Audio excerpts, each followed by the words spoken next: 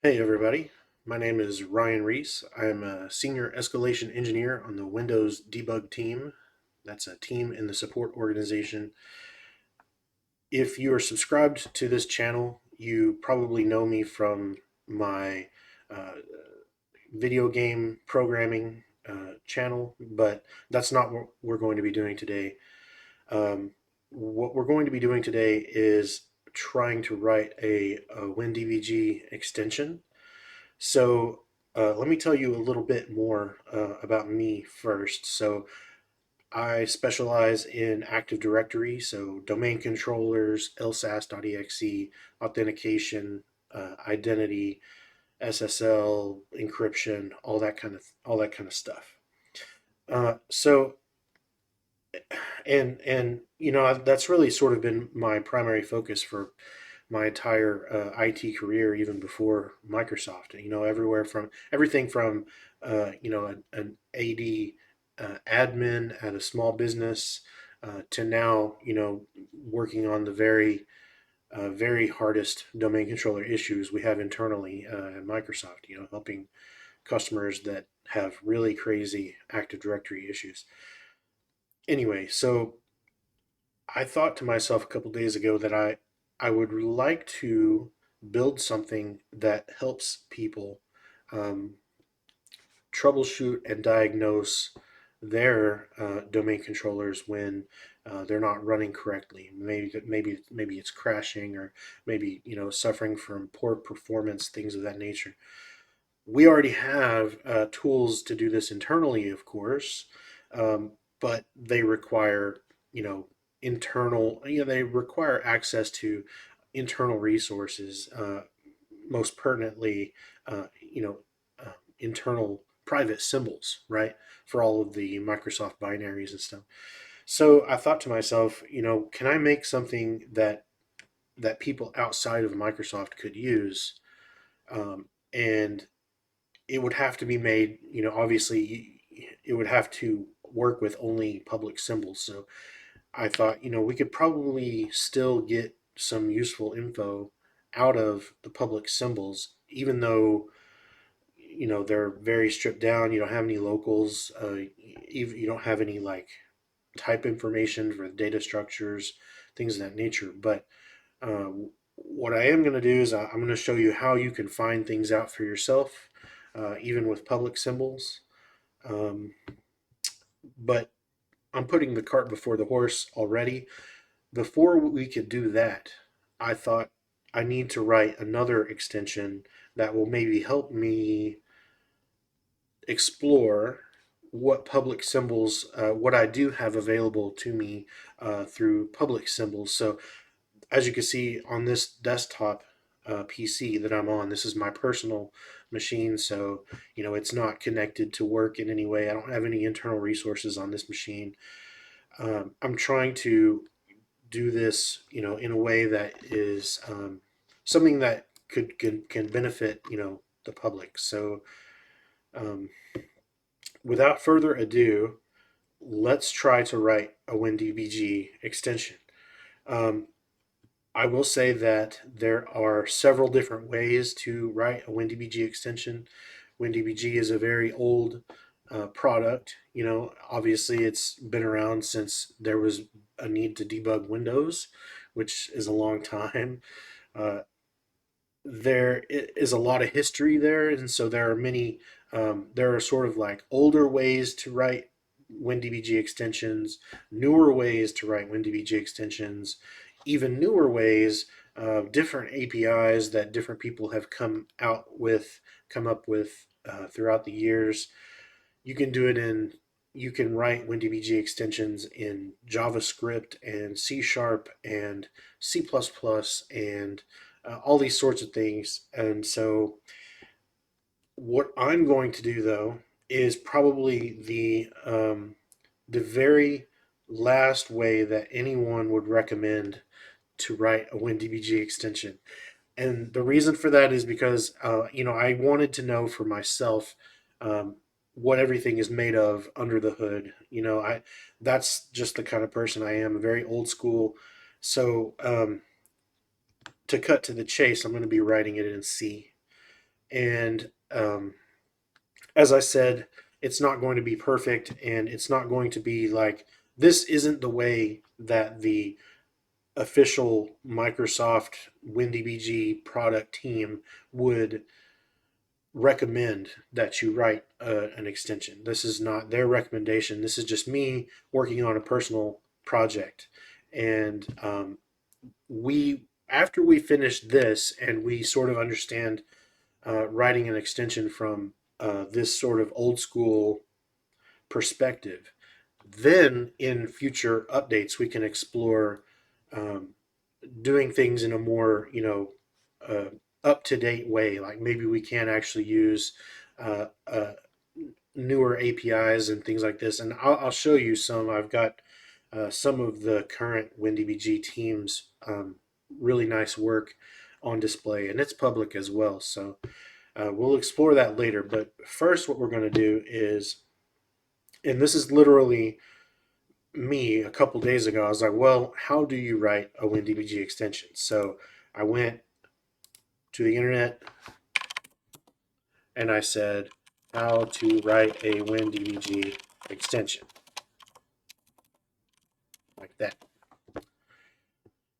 Okay, so writing new debugger extensions takes me here, and it says I'm going to be using the dbg-eng header file, and then I refer to this website where the Microsoft official documentation is as MSDN because that's what it was known as for a long, long time. They changed it to docs, and now they've changed it to learn according to the URL. I don't know why. Um, I wish they would leave it alone because every time they do these mass migrations, information gets lost, and I wish they would just stop doing it. But anyway, here we are. So if you hear me say MSDN, this is what I'm talking about, the official Microsoft documentation. So I click on writing dbg-eng extensions. Oh, and let me back up real quick before I leave here. Let me zoom in here this way. Uh,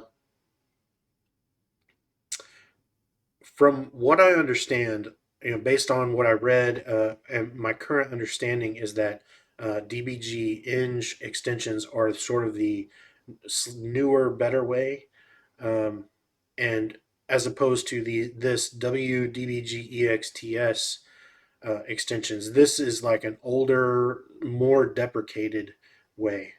So, and there's even, I think, an even newer way. Rather, there's like I think it's called Data Analysis API, something or other. That's not even for this episode.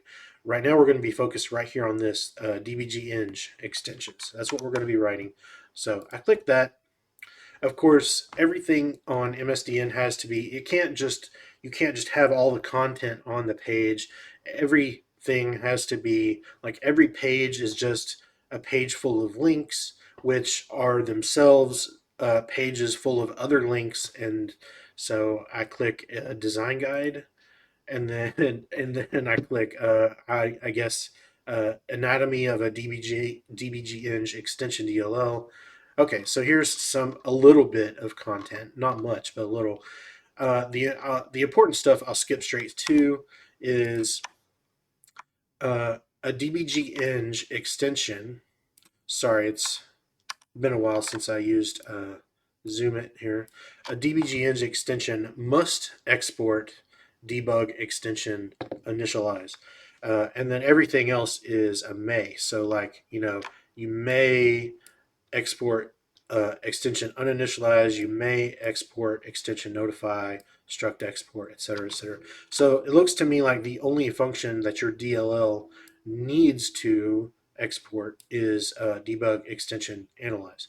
So at this point, I think I have enough to go on that I can at least fire up Visual Studio. And Visual Studio, if you don't already have it, it's of course free if you download the Community Edition. Just search for Visual Studio Community Edition. You can download it, and it's free, and it has everything you need to get started.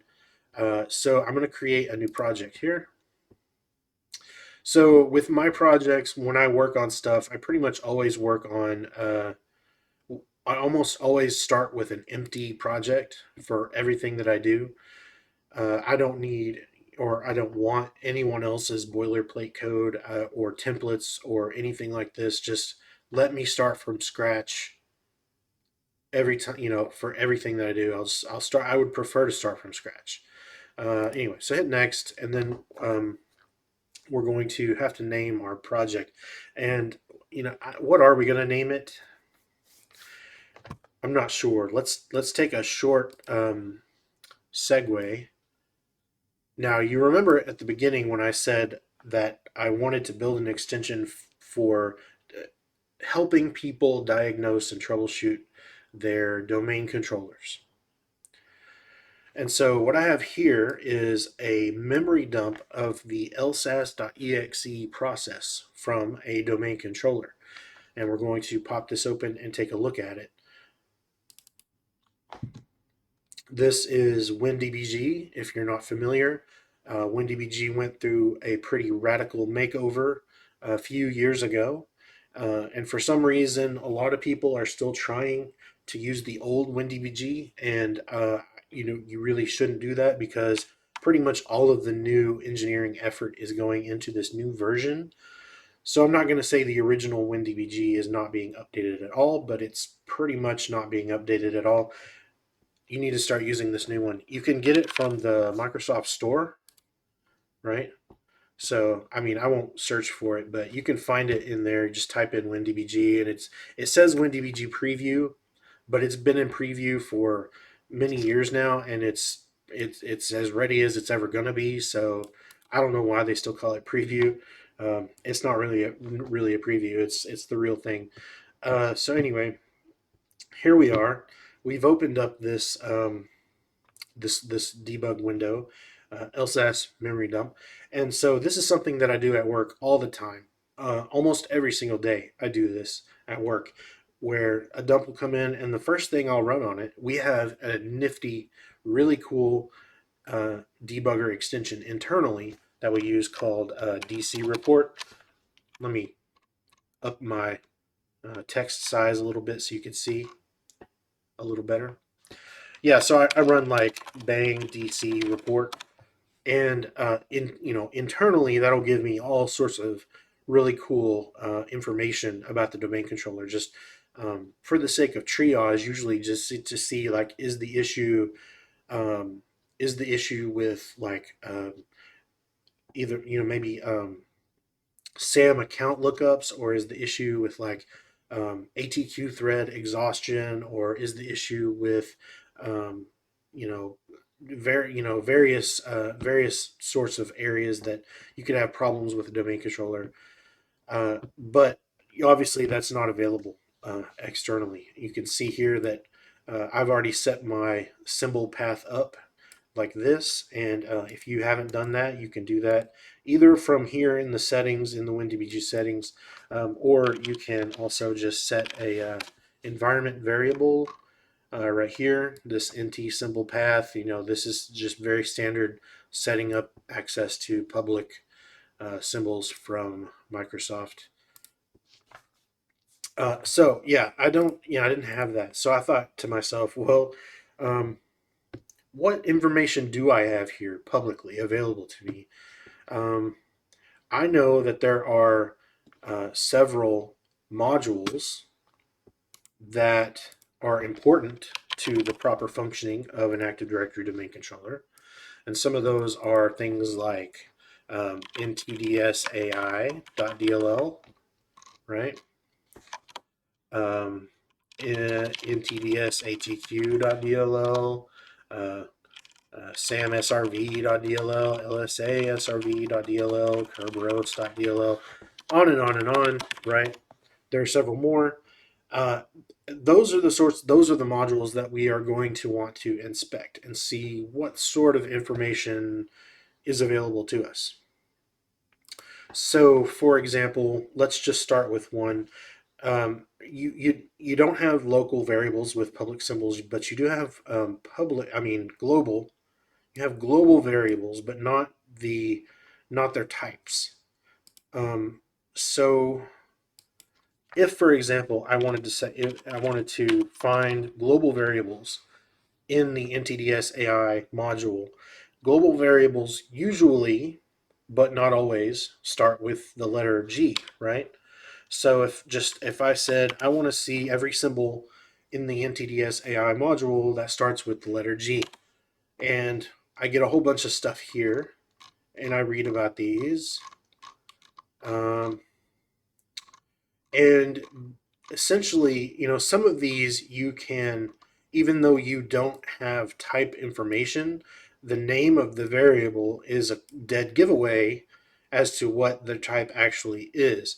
And this is something that I really am looking forward to getting into later on, perhaps in the next video, with one of the guys on the WinDbg team did some really cool work where it looks like um, it allows you through, I guess, another WinDbg extension to basically create synthetic symbols, and that could really unlock a lot of really cool stuff for us. But we're not going to have time to get to that quite today. But anyway, what I'm trying to get at is, yeah, even though we don't have type information for any of these symbols, most of the time you can tell what they are, like just because of their name. Like it's a global variable. Obviously, it starts with G, and then it's an F. It probably like flags. It's probably a flag. It's either a Boolean or it may be a bit mask, one of the two. Um, let's see. Um, Obviously, the ones with little parentheses like this are function calls, which we aren't really concerned with. Um, let's see. And you really just have to explore. And okay, so here's another, you know, very obvious example, right? Like we know that this is going to be a D word because it has a DW in it. It's just naming convention, right? And then GC, if you know about Active Directory, you can guess that that most likely stands for Global Catalog. And then SSL port, if you're watching this video, you know what a SSL port is, right?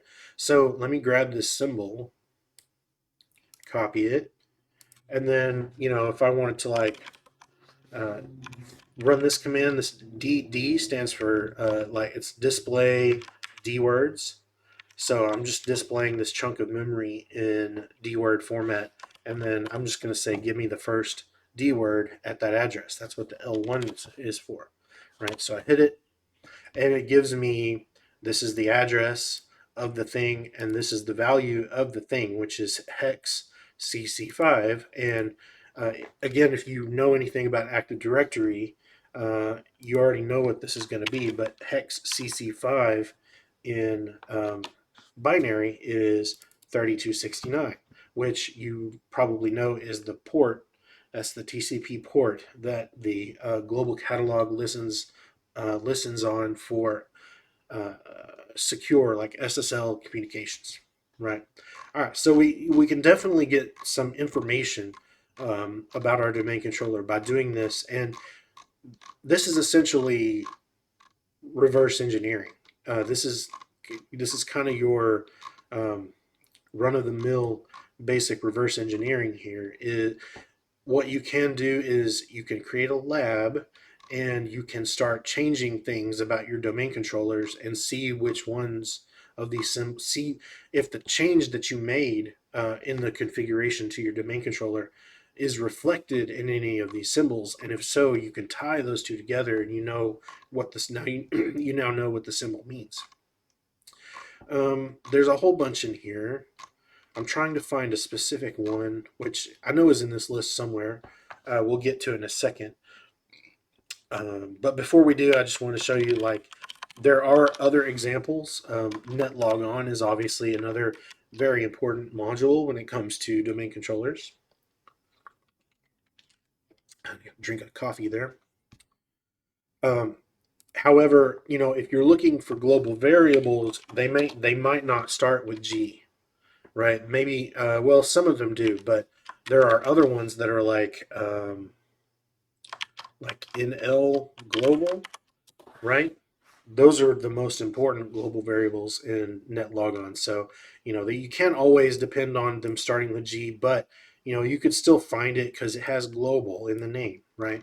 So I'm just trying to give you a sense for how you kind of search around in the dark for these variables, and begin to dissect them and analyze them and try to figure out what they mean. And once you figure out what they mean, um, then you can have the information that you need to get out of this domain controller. Let's go back to NTDS-AI for a second, though. If I look up NTDS-AI and I found this global variable, it's in the list right there. G anchor, it's a global variable, and of course, no type information. So, what is it? I happen to know because I work at Microsoft, so I already know what it looks like internally. I have source code access, and I work with this stuff every day, so I already know what's in here. But I'm trying to explain this from a perspective of someone who doesn't have the privileged knowledge that I have, and who is just trying to reverse engineer this stuff. So if I look at this, like. Uh, just take a look at it. It's just gibberish because I don't have any type information. So I can't really make any sense out of these bytes. But what I will say is DS is display string. So like this is the same display memory command, but with the S, I want you to show it to me in the format of a string, with a lowercase s that is an ASCII or ASCII ANSI string. If it's an uppercase S, then it is a UTF-16 string. It's a Unicode string. And so what you can do is you can do NTDSAI, bang, G anchor, and then you can start supplying offsets. Like I want you to show me, are there any strings at this address plus an offset of 0? And no, there's not. This is, if it's full of question marks, then no. The answer is, but you can keep going on and on like this and keep adding to the offset, right? And eventually, you're going to run into something interesting. I'll skip ahead now and start with like hex 168. Aha. So assume that I scanned all the way from the beginning into, now I'm at hex 168. And what do I have? I have the name of the domain controller in string form. At least I assume that's what it is. I mean, I know that's what that is because this came out of my lab. But yeah, so I would take note of this, right? This is something that I would note, like this, whatever. I don't have the private symbol, but the name of the name of the domain controller is probably stored at this address here, and it's always going to be stored at that address. And so, that's something that you would want to take note of. So let's keep going. Obviously, there, 2 bytes forward, you get. Um, Sorry, not 2 bytes, but 8 bytes forward, you get the name of the domain controller, like the host name, not the whole DNS host name, but just the host name, um, and then so forth and so on. I think there's some more interesting stuff nearby.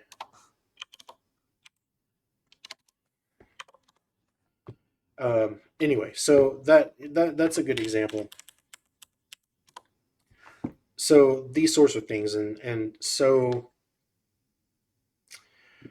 yeah, I want to make a debug extension that is going to help me with this process, because obviously it's going to be very difficult trying to scan through this symbol manually. It'd be too tedious. I want to automate it, right? And so, what's the best way to automate things in WinDbg? It's a WinDbg extension. Well, maybe it's a script, but we're going to do an extension right now anyway, um, not JavaScript. Um, So let's go ahead and get started on that. So what I'm going to go do is I'm going to go back to Visual Studio now. This is, we're back in Visual Studio. I'm going to minimize this. Go back to, actually, I'm going to close the store. I'm going to go back to Visual Studio. We're going to call this, I guess we're going to call it strut scan. That's going to be the name of our extension. Yeah, it's just we're gonna do whatever we can do to get as much information as we can out of these symbols, with even without having type information. So there we go. Create the project. As you can see, it's an empty project, so I start with literally nothing. So the first thing I'm going to do is I'm going to add a main.c. You can call it whatever you want, but it's important. See, notice that I purposely used the .c extension. Visual Studio knows that if you have a .c file extension, it will actually treat the code as just C and not C++. It will not allow you to use C++ in this source code file. So why wouldn't I want to use C++? Well, I'm really strange in that regard. I have a lot to say about C++, and I think that's better saved for another time. Um, but long story short, it's a horrifically bloated language that cannot support its own weight. C is much better for me mentally. It it it basically relieves a large mental burden off of out of my brain if I just use C instead of C++. So that's enough about that. I'm going to use C. Add new item, and then I'm just going to go ahead and add like a header file. I'm going to call it, main.h. Again, you can call it whatever you want.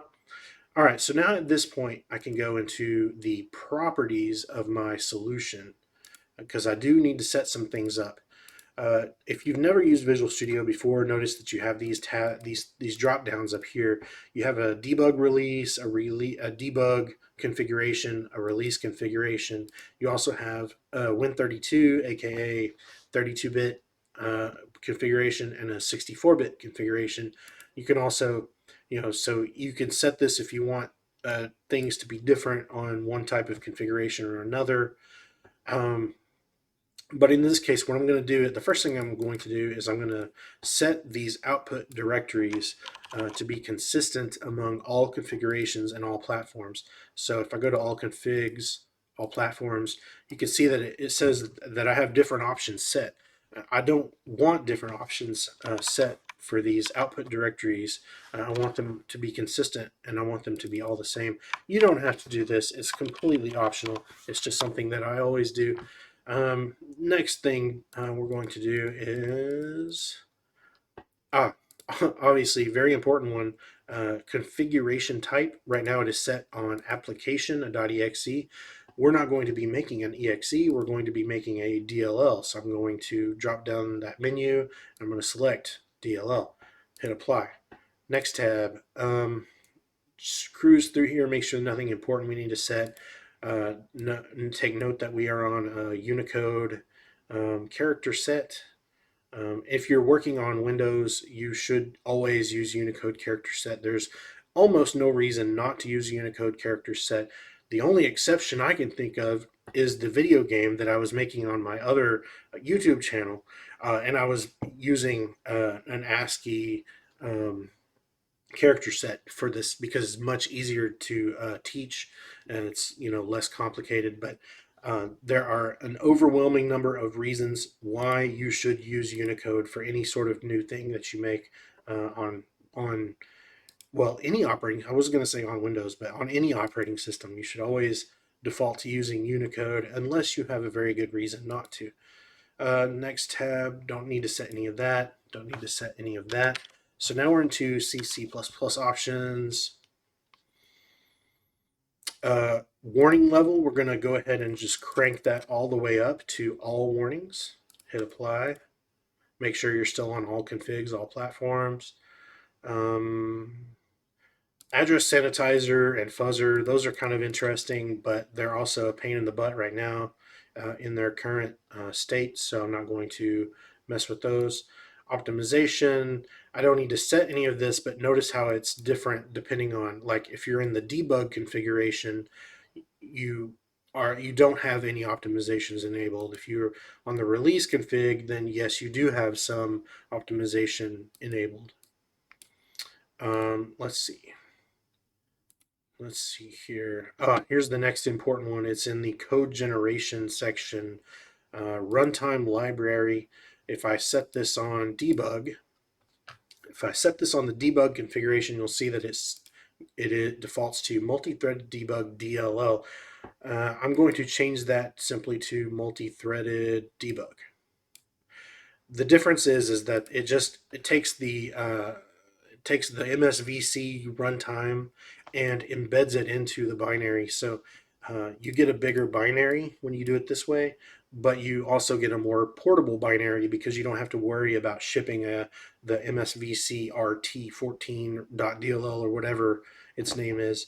You don't have to worry about shipping that with your executable. You don't have to worry about whether the other user who uses your program has that same version of that same DLL on their system. And then I go to the release configuration runtime library, and then likewise I change this from multi-threaded DLL to just multi-threaded. Apply. Go back to all configs, all platforms. Don't think I need to change anything else on here. Nothing on that page. Nothing on that page. Nothing on that page. This one, the external includes, is important. Treat files included with angle brackets as external. I want to say yes to that. And then external header warning level, I'm going to set that to 3. Remember, the reason why is, recall we set the warning level for our own code to all warnings, like the highest it can go. Well, most Microsoft header files won't compile cleanly at that level. They will generate tons and tons of warnings at that level. So like Windows.h, for example, it throws like 10,000 warnings if you turn all the warnings all the way up. But you can't go in and change Windows.h. I mean, you can, but you don't want to. Yeah, so that's the point. That's the reason behind that. Let's see, anything else here that I need to use? Anything in the linker? I don't think so. The subsystem is already going to be set on console, which is correct. All right, so I think we're done with this. So I'm going to hit OK. Okay, we're done. Click on main.c, and we're finally ready to start coding. Now, this is going to generate a DLL, and in Windows, most DLLs are going to have a DLL main function. But in this one, it's not necessary. Recall from the documentation says the only function that your DLL needs to export is debug extension initialize. So that is the one we are going to start with. Visual Studio. Right. Okay, so I'm going to go ahead and include, I know we're going to be using dbg-eng.h. And we're probably going to be using stdio.h2 to do things with strings. Right, so let's go ahead and make this function. It's a and you can click on the documentation. It'll take you straight to this right here. So you know exactly what it needs to be. It's going to be an H result callback, which is just, you know, a std call is all it is. Debug extension initialize, and then it takes a pointer to a version and a pointer to some flags, which it says are reserved and should always be 0. So we're also going to be using source annotation language here. So put my little decorations. These are just, this is really handy. You only find it on the Microsoft on with Visual Studio, as far as I know, like on the Microsoft platform. You don't see source annotation language in like other, like Linux, for example. And I think the reason is, I think it may be like patented or proprietary. I don't know. It is pretty useful, though, in my opinion. Source annotation language is pretty useful because it allows the compiler to more intelligently analyze your code and warn you about potential problems. Because with this kind of code, with this SAL, source annotation language, it lets the compiler see the um, how the variables, how the parameters are intended to be used. So right, it could be an input parameter, it could be an output parameter, it can be both. And then there's also like really fancy source annotation language that like says that like this should fall within this range, or it should return this type, or whatever. Um, pretty cool stuff, in my opinion. So okay, so we have our function, and it's an H result, so return SOK. And first thing, we need to set the version, right? So set the version, it's a pointer, and we're going to use the debug extension version macro, and then major, minor, right? So that's version 1.0. And if you wanted to be fancy, you could do um, define extension version major 1, define extension version minor 0. And now we can do just a copy, a paste, copy, and a paste, and we're done.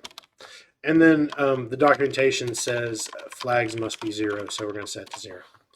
It's probably already 0, but we're going to 0 it. All right, so this isn't the last time that we're going to touch this function, but for now it's done. And it should compile at this point. So I'm going to, it's on debug x64. I'm going to go ahead and build it and see what happens. All right, rebuild all succeeded, no warnings. And so if I go into my file system here and I go to, here you go. I go into source repositories, what we named it, struct scan, yeah? And then the x64 debug, there it is, there's our DLL. And we could probably load that in WinDbg now. So I'm going to right click it and click copy as path.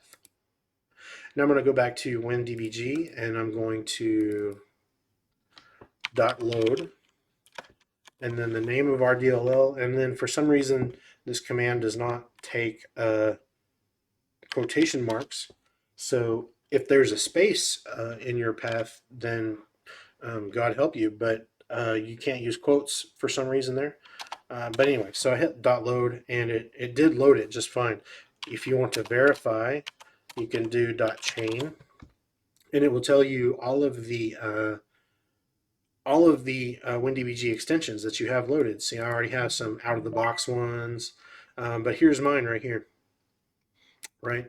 And I can already tell that something is missing, because notice how these other ones, let's take this one for example, mock o bin composition. Don't know what it is, don't know what it does, but notice it prints out the version number, API 0.0.0, API 10.0.6. Our version should be in here too. Our version is missing, which means something went wrong. So what I'm going to do now is I'm going to unload it. And if you just do unload, it will unload the most recently loaded extension. So I'm going to do a couple things. First, I'm going to go back into here and I'm going to, what we forgot to do is, well, first, what we forgot to increase the font size so you can see it. We forgot to export this function. You have to export it. This is decal spec DLL export, right? That's how you need to type that in there to make sure that this function is exported from the DLL. So the other thing I'm going to do is I'm going to go back over here to my solution properties. Let's make sure my yep. Back to my solution properties, and I'm going to go to build events. I'm going to go to post build event, and I'm going to make a new post build event. Copy dot forward slash x64 slash debug slash struct scan dot dll. That's our DLL, right? I'm going to copy that into my directory where the debugger will automatic into the debugger's extension search path, right? So that's my username. It is app data local dbg engine extensions. Enter. Apply. And I think that's correct. Uh, and so how did I get that path? Well, if you look back at our output here, it shows it to you right here. DLL extension DLL search path. And so you go through here and there's a lot of goofy ones like um, I really loathe whoever came up with this nonsense. The whole never mind. I never mind. Not even gonna go into it. But it's just like your path environment variable. Um, so you go along here until you find one that looks like reasonable, I guess. And here it is right here. Is sorry, lost my place. Yeah, and see, like I don't even know why. Like who thought of this? Like OpenSSH. Like where? Why is that a path that should be you're in your WinDbg extensions search path? Why would this be part of your WinDbg extensions search path? I don't get it. I don't. Not only do I not get it, but I think it may actually be a vector for exploits. Like if I put malicious DLL, if I plant malicious DLLs in some of these folders, uh, well, never mind. So let me find what I was looking for. Finally, okay, click very carefully so I don't lose my place. There, there it is. So C users, Ryan, app data, local DBG engine extension. So if I put my DLL there, I should be able to pick it up without having to type in the full path, right? Without having to type in that full path. And just to verify that it worked, let me go ahead and hit OK. Hit F6 to rebuild. It says succeeded. So let me go ahead and verify. Go to users, Ryan, app data, local, DBG right here, engine extensions, and there it is. You can see I have two things in here, mex and struct scan. We could talk about mex some other time. But yeah, so my post build event is working fine. So now I should be able to just go .load struct scan, and it did load just fine. Now let's do .chain. We can see that, aha, it is working because our version appears now. So that means that the debug engine successfully ran that function that we just created, the debug extension initialize.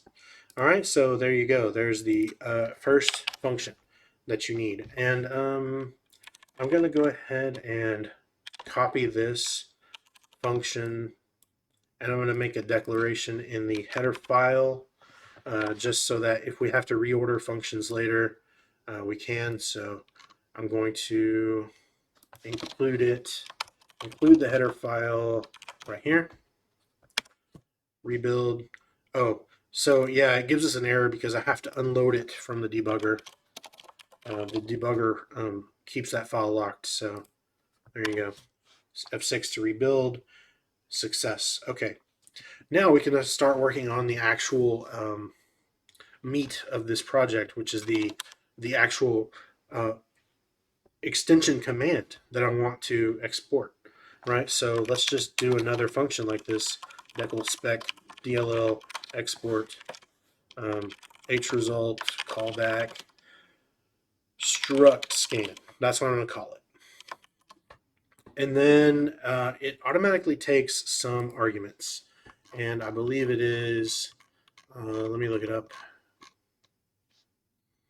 Oh yeah, it takes some very important arguments. So it takes I debug client for pointer client, and optionally it takes some arguments. It's just kind of like your standard main function that takes sort of like a count of command line arguments and then an array of strings, except it's not like that at all. It just takes one big long string called args, and I guess it's up to you to sort of, if it's like space delimited, I guess you have to cut it, chop it up yourself. The command line arguments, doesn't matter.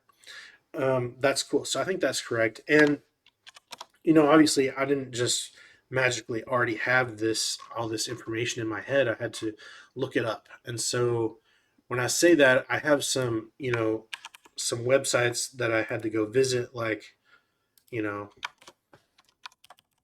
this one on OSR, which OSR has been around for a long time. It's a really awesome site for people who like Windows internals. But yeah, so I read all this, and obviously it got me quite a bit of knowledge about how the thing works. They're writing C++. Anytime, as soon as I saw the extern C, I knew that they were writing C++. And that's the thing, is like what I'm about to do in straight C. I don't think anyone else does, and if they have done it, they didn't document it. So you're not going to find anybody else on the internet doing this in plain C. You'll find a couple of examples out there in C++. That's true, but not in just C. So anyway, it doesn't matter. Read all of this, and yeah, it says like every routine in an extension DLL has the following prototype. The extension may be called from multiple clients, so it should not cache the client. Okay, that's fine. And I think somewhere in here it says like it has to be lowercase. I think that's where I read it. So yeah, there it is. And return SOK. And same situation here. I'm going to grab this prototype, and I'm going to go to our header file and make the declaration. Oops, I messed up. Copy, paste. There we go. And again, hit F6 to compile. We'll load struct scan. Now we can type bang struct scan, and there it is. Okay, so it actually works, right? It just doesn't do anything. So that's good news. And so now let's continue on. What we want this thing to do is, it's going to help us like scan data structures, essentially, right? That data structures for which we have no type information, in a very brute force type of way. And I'm hoping, that someone, much smarter than me will say, oh, you're doing this in a really stupid way. Here's a much better way. I'm going to have all this code on GitHub. It's going to be all shared. I'm going to share all this. So if you are one of those people who are smarter than me and you have a really good idea, then by all means, feel free to create a pull request, and I will pull that. I will merge it. Let's go ahead and finish this thing out. So HR, I always like to start with the return code there. Now we need some COM interfaces, and this is what I was talking about earlier when I meant like this WinDbg extension API, dbg-eng.h. It was never meant. It was designed as a C++ interface, a C++ API, a C++ library. It wasn't designed with straight C in mind. But that's okay because you can do anything you want with C, even if people don't want you to. You have ultimate power. And so what we're going to do is we're going to start by creating some COM objects. And we need sort of a, I think it's like a p debug control. Yeah, a p debug control. And typically when I like to I like to go ahead and instead of relying on these type defs that are sort of obfuscations, I'm going to go and just type the actual type, which is I debug control pointer, right? It's the same thing as what was just there. It's the same thing as a p debug underscore control. Um, but I like these types better, so I'm going to use these types. Now this, notice there's like I debug control 2 and I debug control 3 and I debug control 4. You say, why are there so many? What's the difference? And for that, you have to go back to the documentation on MSDN, and you can see they're all documented here. I mean, the font's probably pretty small for you guys, but yeah, you got debug client, debug control. There's the original interface right here, and you can see it inherits from the IUnknown interface, right? And then you go to iDebug Control 2 and click on that, and it says the iDebug Control 2 interface inherits from iDebug Control. And then you click on iDebug Control 3, and it says the iDebug Control 3 interface inherits from iDebug Control 2. So this is typical C++ inheritance stuff where it's like you have a class and then you want to inherit, you want to make a new class that inherits from a base class. So you have like iDebug Control 3 has everything that iDebug Control 2 has plus extra stuff. Now you may be thinking, well, see that inheritance so useful. That's why I got to use C++. It has inheritance. Well, guess what? What if I told you that you can do inheritance in C as well? All you have to do is oh, all you have to do is make a struct, because what's really important to remember here is that classes in C++ are nothing but data structures with these very minor differences. They have constructors and destructors, which isn't even really a difference because in a data structure in C, you also can have function pointers, and that's all they are. They're functions. And the other difference is they have private and public members, which um, it is not that great in my opinion. It's not that valuable. Like it's not very useful in my opinion. So you got a data structure and you want to call it something like um, Ryan's debug control, right? That's going to be my new data structure. Type def struct Ryan's debug control, right? And now it may have like an int, and it has like an integer, and it has like a string in it. Okay, but what you can do is you can just put an iDebug control 4 here, right there. And now I know it has an error, so let me go over here to back to my solution properties and go back to here, C language standard. You do have to crank this up a notch to C11. So the whole anonymous structure thing that we're trying to use is C11. So switch that over and maybe take this pointer away. There you go. And there you have it. Now we have inheritance in just regular old C because a Ryan's debug control inherits from iDebug control 4. And now let's declare one, right? iDebug control, and we'll just call it, we'll call it foobar. and you type foobar dot lpv table, and look at all this.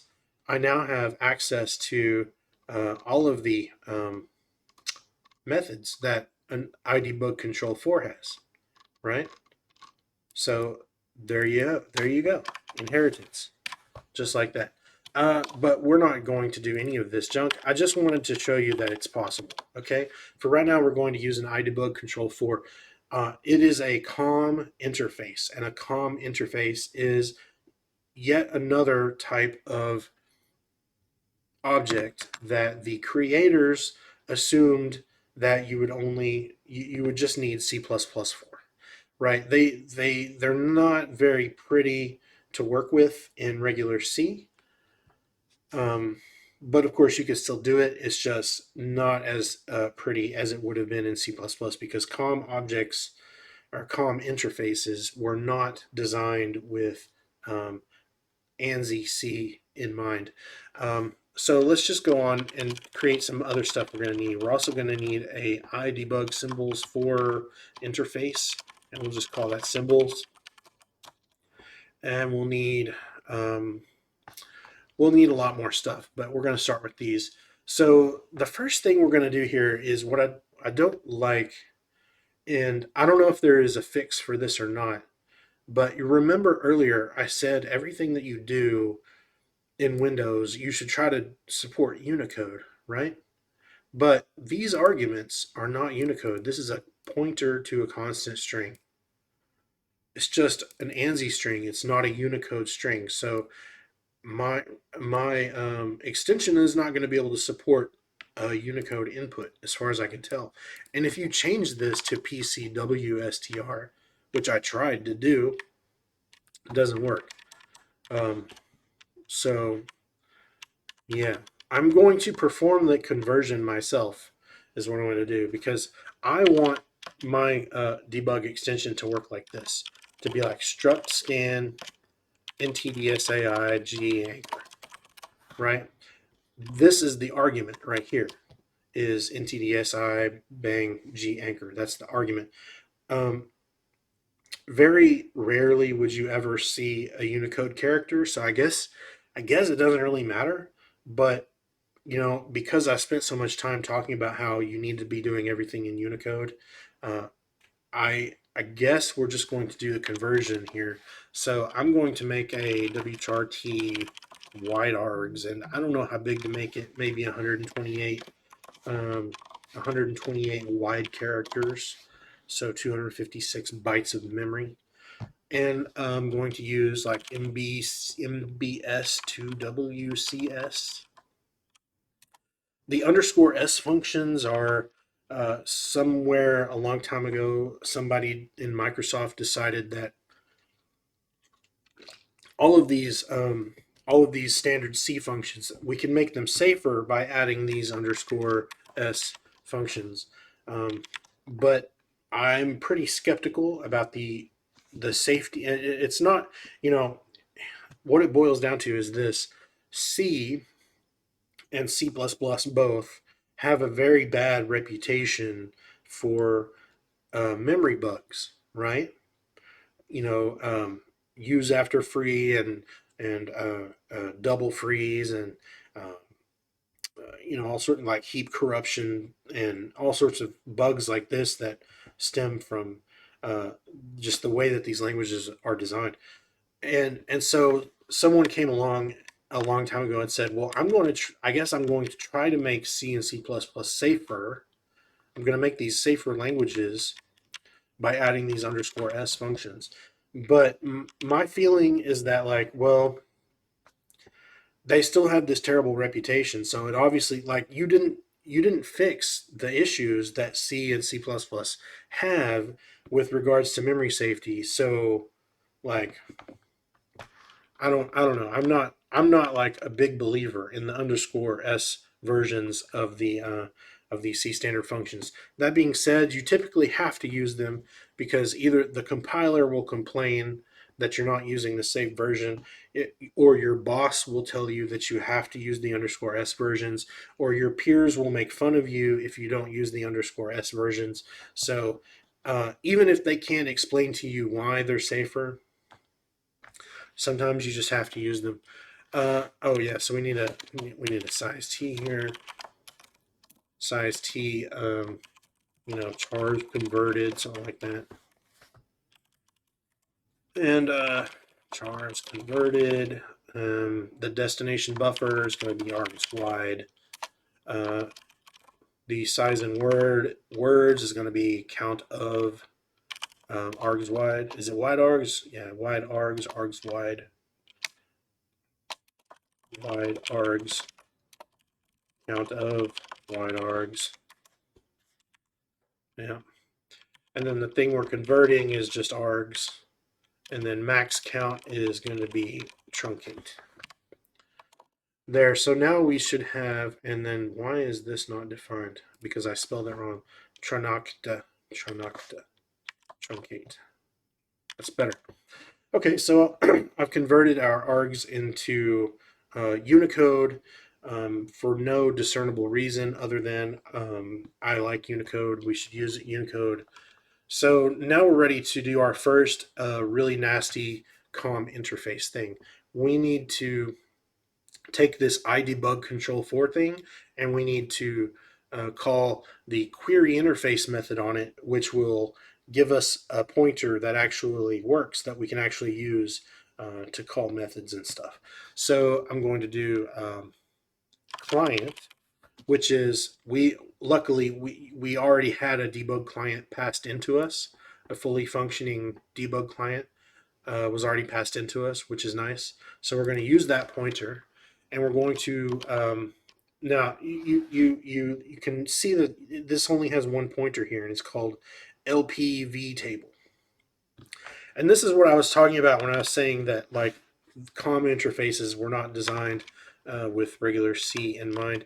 I'll show you here in a second, but for right now, I'll just keep following that pointer. LPV table query interface. That's what we need to call. And again, we have to, so the first argument, we have to supply a this. And C doesn't really have any, like, it doesn't really do a this, it doesn't really have concept of this. So just type that in because that is this, right? It's the client.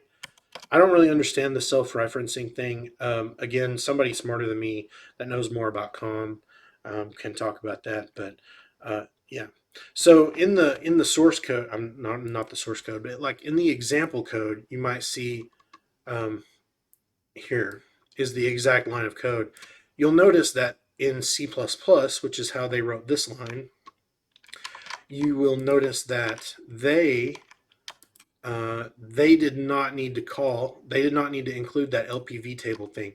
It's still there. It's just inferred. It's C++ hides it from you.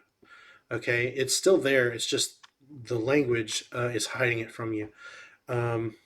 Also notice that they did not have to manually type this. They don't have to do a this parameter there.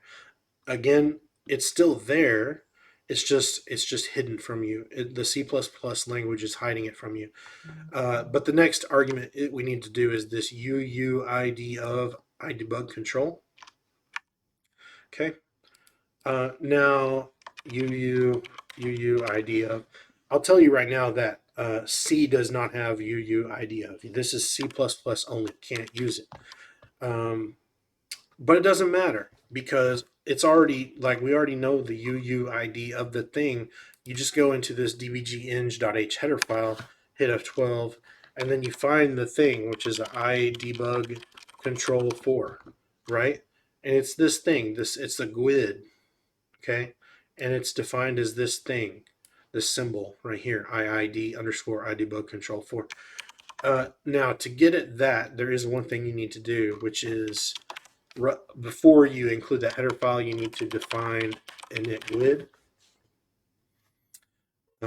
And then we go back down here and we simply give it the address of that thing that we found from the header file. And that's all there is. It's the exact same thing as the UUID of stuff. It's just simpler. So it's like, I don't even know why they invented that. just to make you type more characters, I guess. Um, there you go. And then we need to store this somewhere. And naturally, we're going to store it into the pointer that we made debug control. Right? And so that is that. Now we need to, let's go ahead and do some error checking.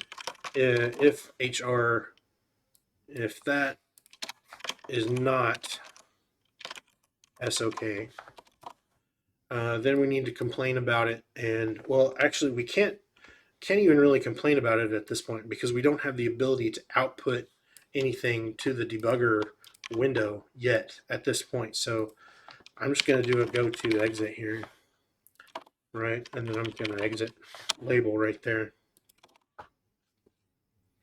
Oh, and I'm going to change this to HR. I'm going to change our return value to HR. Okay, moving right along. Now we have our interface, our iDebug control interface. We need another interface, which is our symbols. We're going to do the exact same thing. HR equals client LPV table query interface client underscore IID I debug symbols 4. And again, I don't know exactly which version you should use. I just tried to standardize on 4 version 4 because it seems to be the I don't know the common denominator. I don't know if I need to use 4 or if I could have used 1 or version 1 or version 2. Don't care. It doesn't really matter. It does what I need it to do. All right, I'm going to store this in our symbols pointer. And then I'm going to error check this, go to exit. Oh, I'm actually going to start output. As soon as we got our debug control interface, we can actually start printing things to the WinDbg window now. So I'm going to do that. Debug control LPV table output wide. And again, you have to supply debug control as this, like, yeah, that's this. The mask is going to be debug out CTL all clients. And then this works just like printf. Obviously this L right here, because I'm printing a Unicode string, because this is the output wide version. There also is a narrow version, but you should always write the wide versions of things when you can. Unicode is the future. Yeah, so that's what this L prefix on my string means, is that it's a Unicode string. And I'm going to say query interface failed. Query interface failed. HR equals 0x% x. There you go. And then a little HR argument there. Okay. Yeah.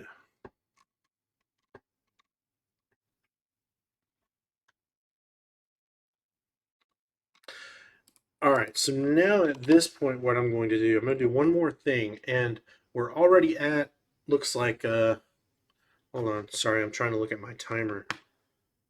We're over an hour already, so I'm probably going to wrap it up because I'm not trying to melt your attention span. So I try to make my videos not much longer than an hour.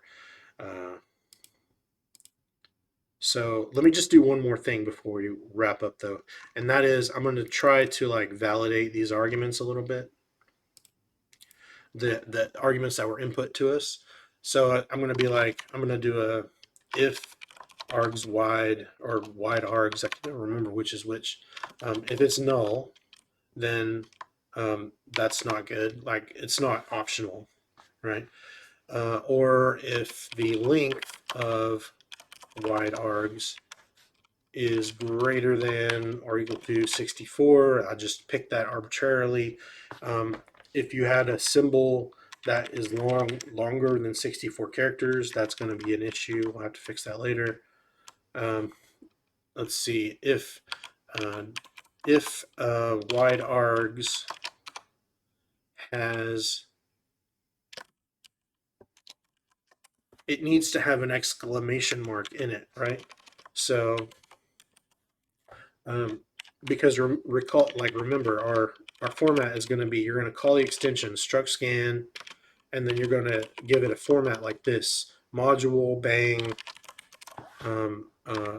global name, like or variable name, whatever, symbol name, whatever you want to call it. So if the argument string does not have an exclamation mark in it, that is also unacceptable. Let me go ahead and start putting these on there online. Let's see, if the first character of this is an exclamation mark, that would be a problem. WCS, CHR, wide args. It is not allowed to have any spaces in it, right? So if that is any value, yeah, so you can't have spaces in it. WCS, CHR, and also we're not going to support wildcards, at least not at this time. So wide args.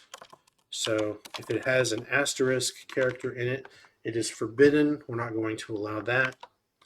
And I'm well aware that this does not cover all of the cases, that ways in which, what I'm trying to say is it's not 100% bulletproof input validation, but this is like 90% of the way there, right? So if the argument contains any of those conditions, then we're just going to spit out some like help text, and then quit, right? So debug control, not connect, debug control, LPV table, output wide, debug control, debug out, CTL all clients. And then we're going to say, this is help text, right? So struct scan, version,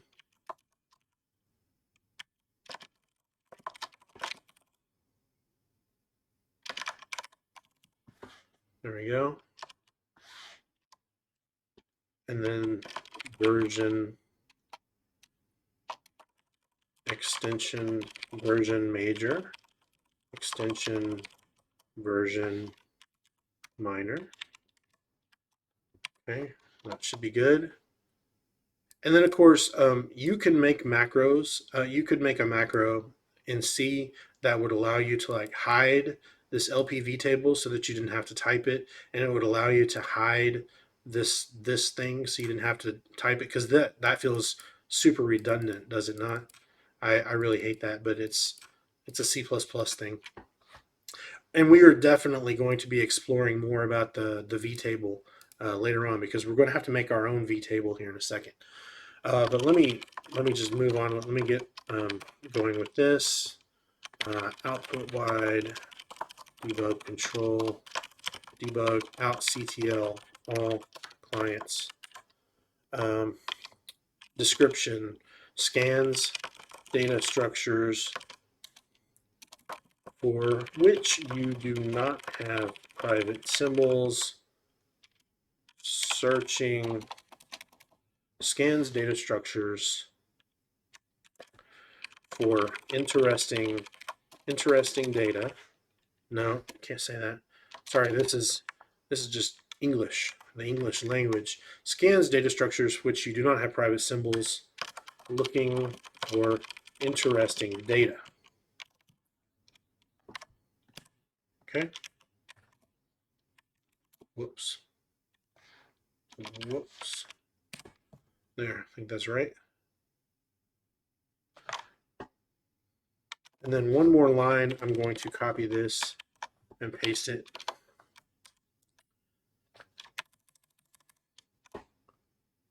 There we go. Usage is going to be struct scan module bang struct. New line, not 4 new lines, just 2. Okay, and then go to exit.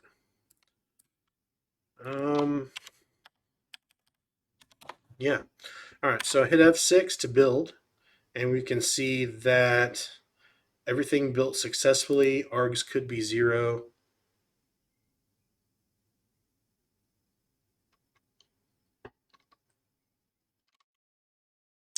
I suppose it could. We'll deal with that warning later. It's just a warning. We'll deal with it later. I think. I think we will. What if args is 0? It just won't do anything. It's fine. Sorry, I get too distracted by errors that I don't need to get distracted by yet. Let's go back to WinDbg and let's reload our WinDbg extension. Okay, so now if I type bang struct scan with no arguments, I get the help text.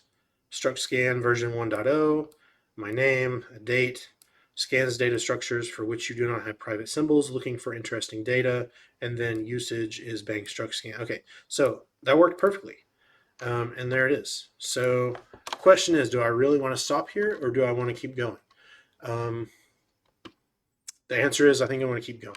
So for what I'm going to do now is I'm going to do something really crazy. I'm going to I'm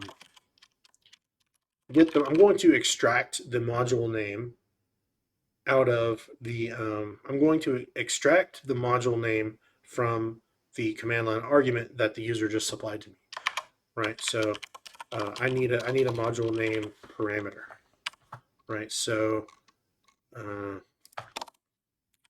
another wchar up here called module name, and I guess it's going to be 64 characters.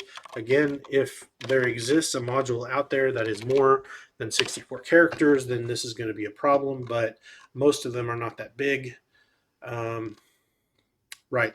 And you don't have to declare all your variables up at the top of the function. That is something, it's a holdover from ANSI C, like the 1989 C specification. Originally, you did have to put all of your all of your variable declarations, local variables at the very top of the function.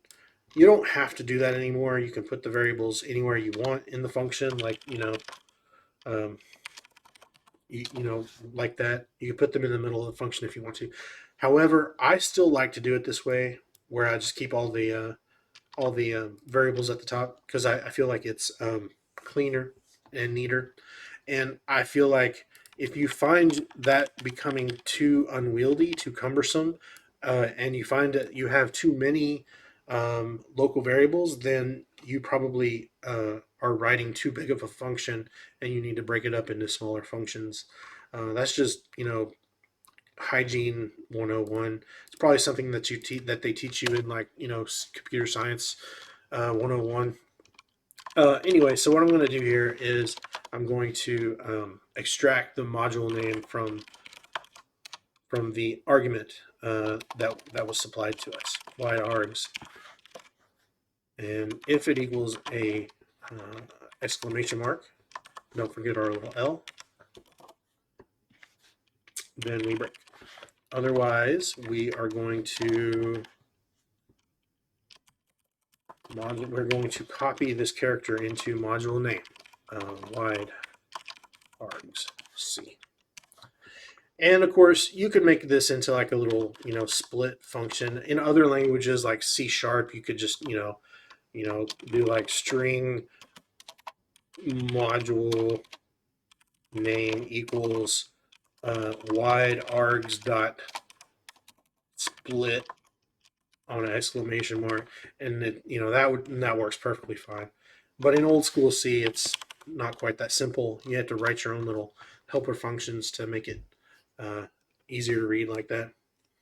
But anyway, next thing we're going to do is we're going to take that module name.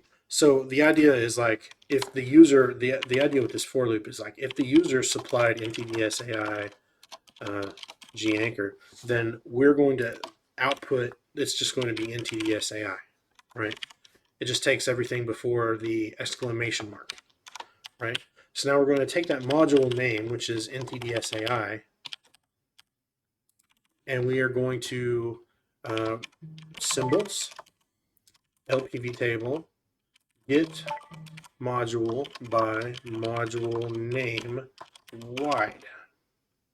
And we did already do a query interface on it. We did, so we already have the symbols interface.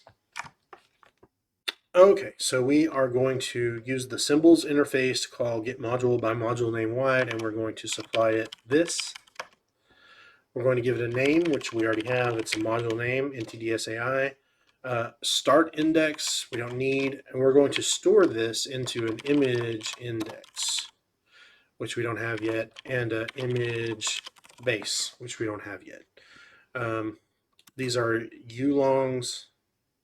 This is a ulong and a ulong 64. So let's do a ulong image index and a ulong 64 image base. All right, scroll back down. Everything's good there. Let's just do our standard error checking. If HR equals that, and if that is not okay, then we need to complain about it and exit. So let me go ahead and copy one of these, paste it here. I'm going to change this to get module by module name wide failed. HR equals 0x%x. Okay. And then go to exit. And now at this point, I want to take a little bit of break from this. I'm going to unload. I'm going to press F6 to rebuild. Oh, I messed up somewhere. HR does not equal. Oh, there it is. I had two equal signs there instead of one. Implicit cast between semantically different types. If HR client for void source. I think that's all right. I'll figure out that warning later. Okay, so at this point, what we're going to do is I want to show you just when you're doing this, when you're developing an extension like this, you're going to probably need to debug it. And so I'm going to show you how to debug the debugger from another copy of the debugger.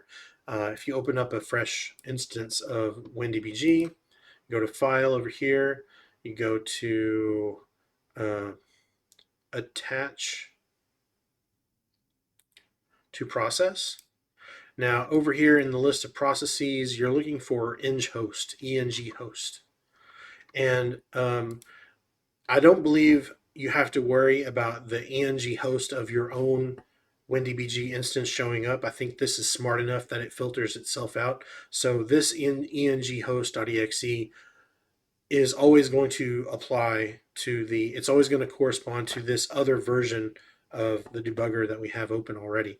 So let me hit attach, and we are broken in. And now if I go back here to my other debugger, you will notice that it's unresponsive, right? Like if I can type commands in there, but they don't show anything, that's because it's frozen, because I've broken into it with a debugger, right? So if I wanted to go to my extension specifically, I would set a breakpoint on struct scan bang struct scan. Could not be resolved. Oh, because it's unloaded. Sorry. Let me hit go first. Now go back here. I'm going to load struct scan. Go back to my other debugger. Okay.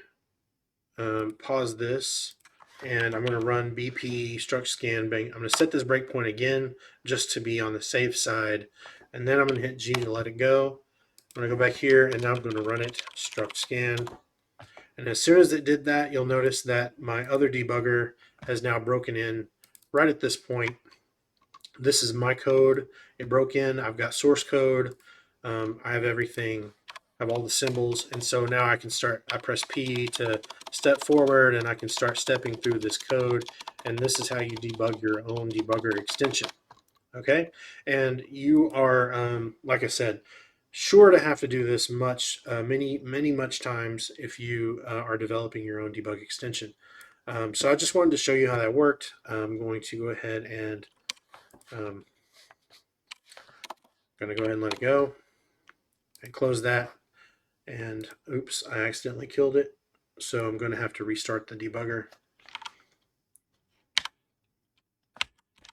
Now my start button no longer works. That's just, Windows 11 thing. That's fine. And I'll open up my crash dump again. Open dump file. Browse. There it is. lsas dump. Open. Okay. It's and we're back. So now let me go back to Visual Studio. We got the module name.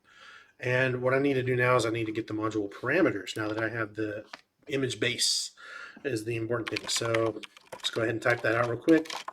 Symbols, vtable, get module parameters. We need to do this. The count is the count of symbols that you want to get, which we're just interested in a single symbol.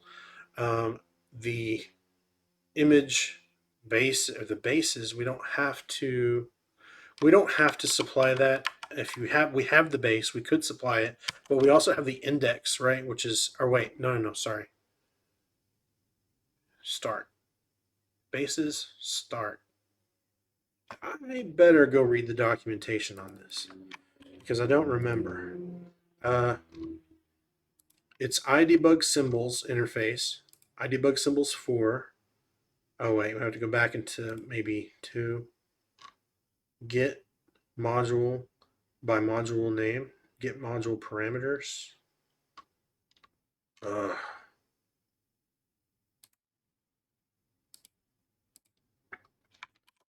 Search for it. Get module parameters. There it is. Okay. Specifies the index of the first module whose parameters are desired. So this is, even though it says start, and that for some reason the start parameter made me think that it wanted an image base, because that's where the module starts, right? But no. What it wants is the index of the first module that you want. And we only have one module that we're interested in right now. So I say all that to say I'm going to give it an image index right here. And then we need a place to store it. We're going to store it in a module parameters, which we do not have. So I need to go make one up here somewhere. Module parameters,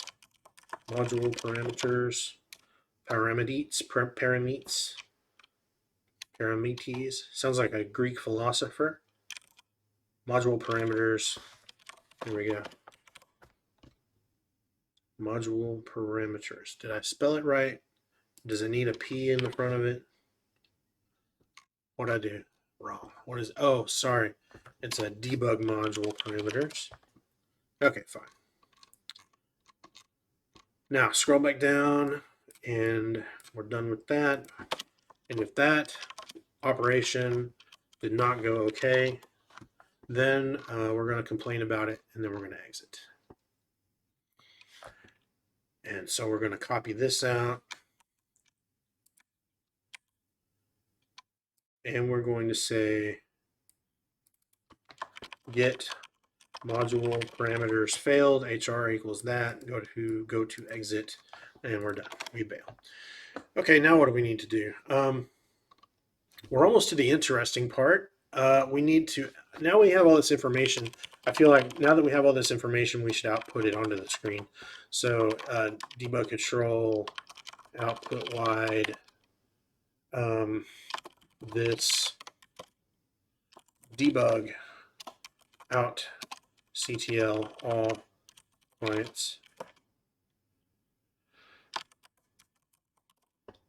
module name %s new line image base %x no %p for pointer. There we go. It's our image base new line. Memory size just because we have it. LLU new line. I guess that's it. That's our module information. So module name, image base, parameter, module parameters dot, and then you have a few things in here. Size, and that's like it's the size of the memory occupied by that module, so it may be larger than the module on disk, may not be the same. So let's compile that, run it, and see what happens. Dot load struct scan bang. We're going to run bang struct scan ntds ai bang g anchor. There we go. So we have a module name, we have an image base, we have a memory size, which is a wildly large number. So I don't know if that number is accurate or not, but it's huge. It's not important to us though right now, so I'm going to not worry about it. Let's unload and carry on with our code. All right, so now we need to get the symbol address. Okay, so to do that, you basically are doing you're performing a search for the symbol, and this next thing that we're about to do, it supports wildcards, so it could potentially find multiple symbols, right? But since our extension is not really going to support wildcards, at least not at this time, we're really just concerned about the first match. We're just going to take the first match. So without, so I'm just going to do symbols, LPV table,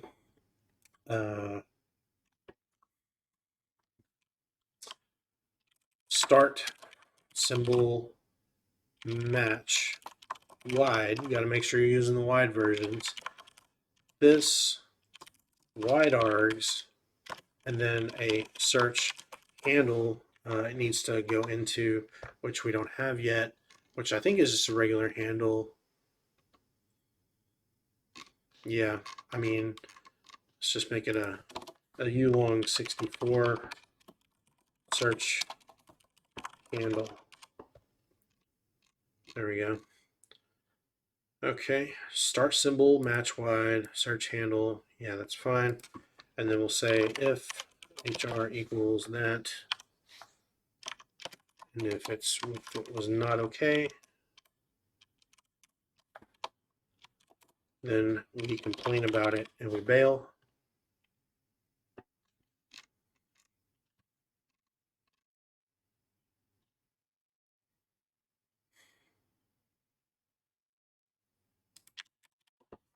Just copy that, paste it there, say start symbol match wide failed, which I don't know, that probably will fail if the symbol was just not found. So we might want to make that a better error message eventually, but let's move on. Now we need to call symbols, LPV table, get next symbol match. And like I said, normally if we were expecting to match multiple symbols, we would be calling this in a loop until search handle was null. That's generally how it's supposed to be used. But we only need one. We just need the first match for this one. So search handle null for the buffer, 0 for the buffer size, 0 for the match size. All we need is the symbol address, which again we don't have. It's probably just the same. Here we go, ulong 64 symbol address. Okay, same old stuff.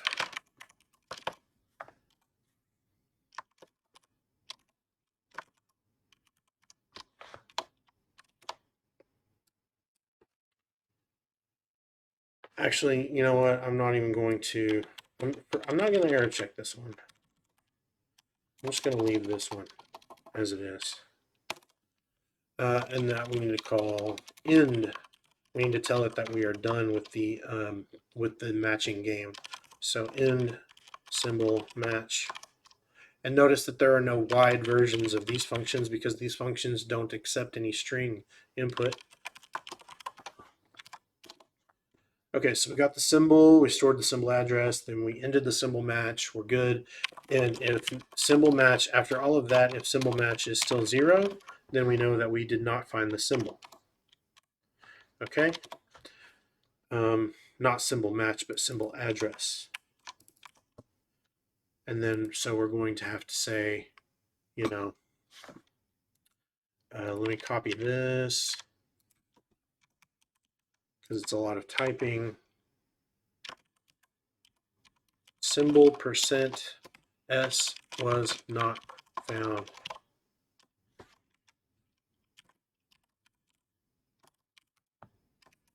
Wide args. Symbol was not found.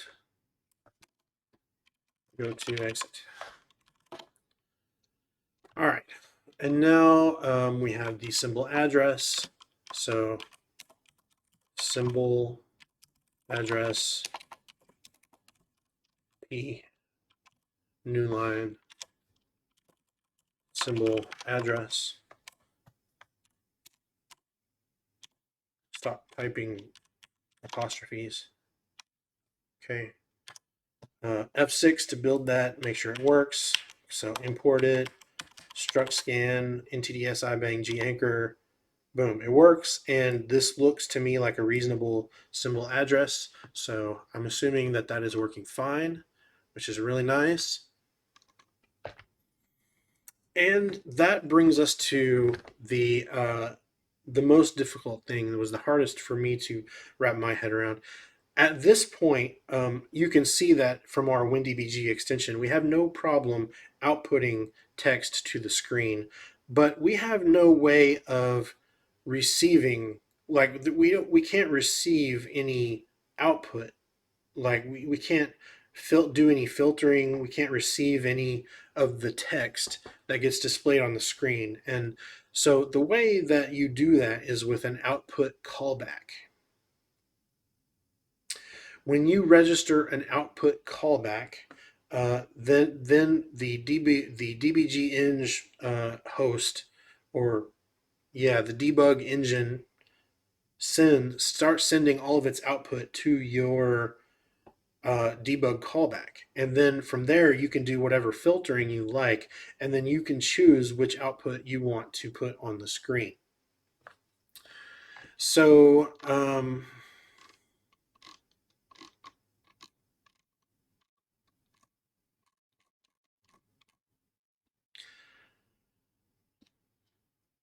at this point, I want to start scanning the module. I want to start scanning the module, and I'm going to write something here. I'm just going to say press Control C to abort the scan. Right, so there will be some loop here where we do some scanning. And but first I need to register this callback. Before I register the callback, though, I want to get the existing output callback and store that just in case I need to restore it. In fact, I can tell you, I spent hours on this, just banging my head against it, brute forcing it. It may be documented somewhere, but I didn't find it like on any of these MSDN pages. Um, I will say it might be there might be a good example in the there might be a good example in the what do you call it, like in the SDK folder. There might be something in there. I don't know. I didn't really find it documented anywhere, so I felt like I kind of had to do it myself. I also found some interesting things online, um, like another website over here. Yep, this is it. This website here, which gives you some code. Again, it's this is the WDBG EXTS style. Um, so we're not using this EXTA API version stuff, but you can see that he does some similar things, some very similar things in here. And then you can see he creates a class called a stdio output callback class, which inherits from idebug output callbacks class. And then he's got a nice little private buffer and some public methods. Um, and then he implements some of the usual things that we see. Uh, Obviously, we can't use classes because we're in C. We don't have classes. But remember earlier on, I showed you that we do have the tools that we do have with C are just as good with as classes. So we don't need a class. I'm confident enough to say that. Even though all the example code that you find is going to be C++, I just enjoy writing things in C even when I'm not supposed to. So I'm sorry, I'm just like looking at this, studying this. I don't. So what we're gonna do is, what are we gonna do? Let's go ahead and just make some global variables. So back up here to the top. Let's make a idebug output callbacks 2. idebug output callbacks 2, and we're going to call this g prev output callback. And let's make that needs to be a pointer. And then we're going to make an idebug output callbacks to g output callback. Okay, so this one is where we are going to store the existing callback, and this is the one where this is going to be our replacement callback that we can control, so we can control all of the output. What else do I need? Oh, and I also need an idebug output callbacks to vtable, right? I'm going to make my own vtable. I'm going to call it GOCB for output callback vtable, right? Vtable. There. Yeah, so we're gonna make our own vtable where we implement all those methods ourselves. That is what we're going to do. So first, we are going to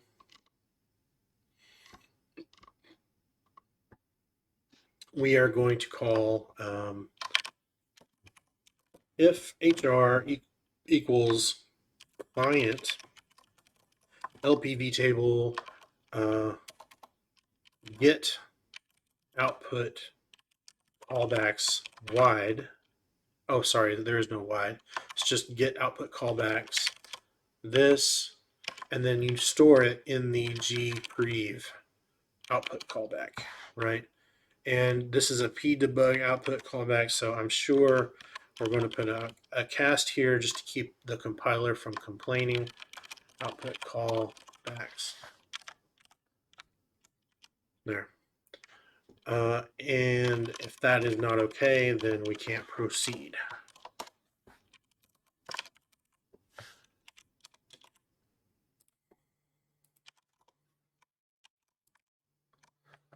going to say failed to get existing output callback.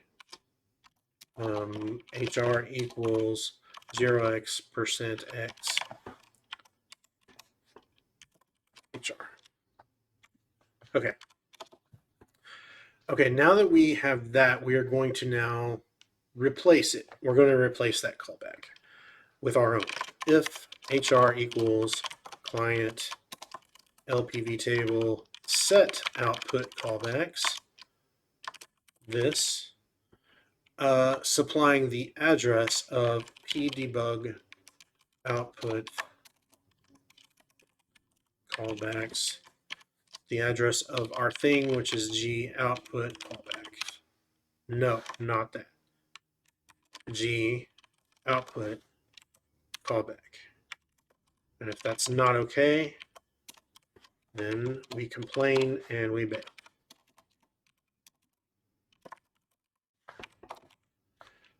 Okay, copy of that. Paste it down here. Failed to set output callback. Now, if we run this code right now, it will crash. It will crash the entire debugger because g output callbacks currently is null, right? We have not set g output callback. We haven't created it. We haven't made it. We haven't populated it. It's null right now. And so what this is going to do is it would crash the whole debugger. So we don't want to do that.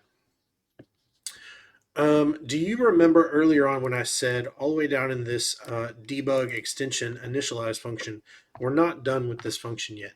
This is where we're going to initialize our output callback and its vtable. Because remember, this function is automatically and reliably called by the debugger engine every time that the extension is loaded, right? So let's do g output callback dot lpv table equals the address of our custom vtable, right?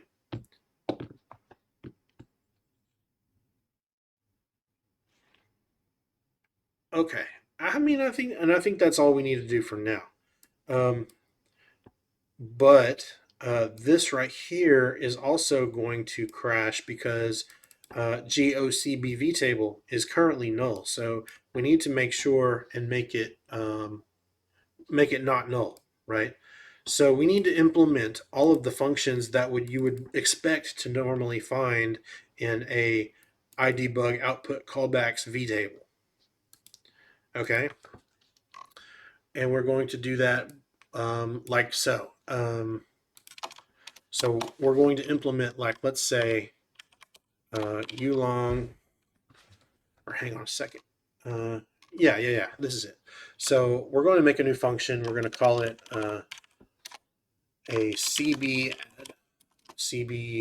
add ref I debug output callbacks to this.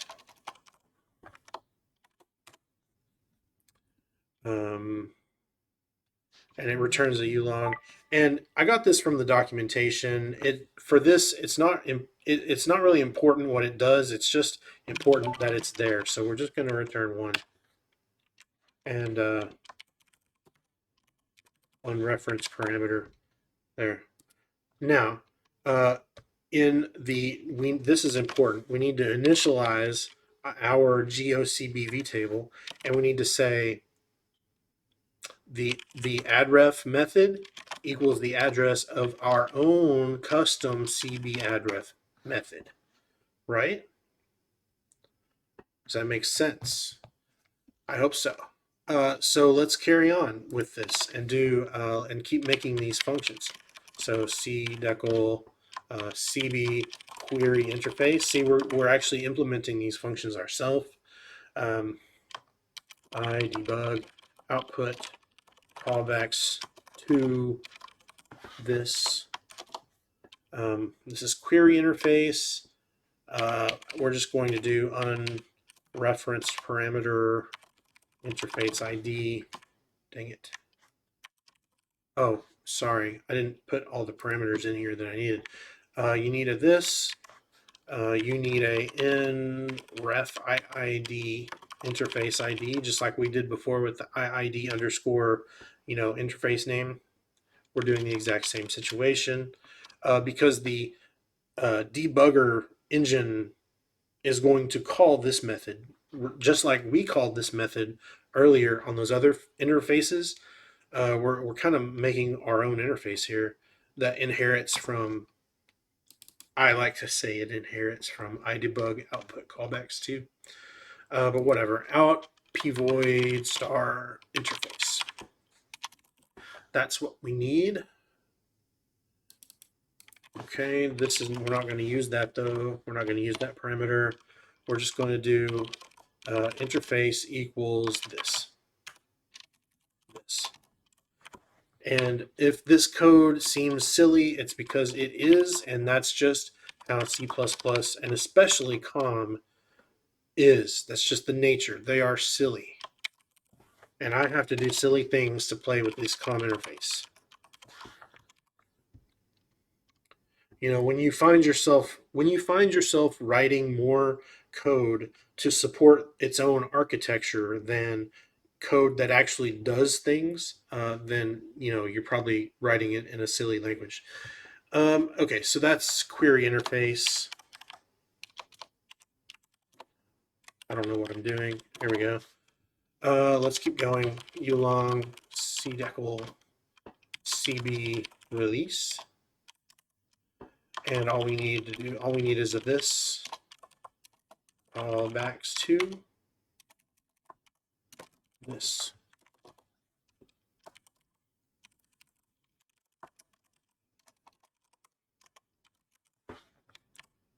And of course, the unreferenced parameter macro is optional. I just do it so that the compiler doesn't complain about an unreferenced formal variable.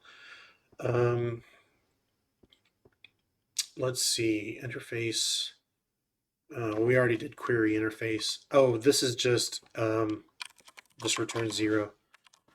Since apparently there is no actual ref count, I don't know. I got it from the same documentation over here. You can find the same thing over here. In this guy, like he did the same thing a long time ago. Anyway, so I just kind of copied that work there. Now here's one that you won't see, you didn't see it on this old documentation because this is really old, and because I'm using a idebug callbacks 2, it has another method that you won't find anywhere in the documentation. It's get interest mask. So I'm going to make that function hresult cdecl. And I found all these because of having to actually let it crash, and then I went and opened the crash dump of WinDbg with another copy of WinDbg and debugged the crash, and I saw that, oh, it crashed because it was looking for a method called get interest mask, and I didn't implement that method. So here I am saving you a lot of debugging time, and I'm going to go ahead and tell you that you need this, and it's it's a mask. The idea behind this function is it's supposed to like help you filter out, like, I only want certain types of events, certain types of output. This we're going to make the mask. We're going to just override the mask and say out CBI any format. So we're basically just saying I'm interested in all messages, all output, and then we're going to return OK. Yes, OK. Okay, and now we are almost done with these. Almost done with these. I think these are all correct up to this point. They're a little rough around the edges, but whatever. We need to make a hresult cb output. That's well, it's not an important one, but we need it. It's going to do nothing. callbacks to this, and you have to go ahead and spell that correctly, and then mask and PCSTR text. And then now notice that since this is a PCSTR, this is not Unicode string. This is for old school ANSI strings. It does not support Unicode. And for that reason, I'm not going to use it. So our output function is going to do absolutely nothing. And I'm going to do an unreferenced parameter on all of these things.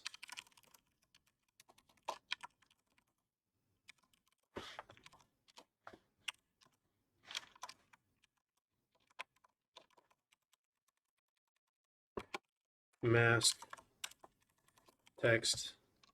Okay, that's our output function.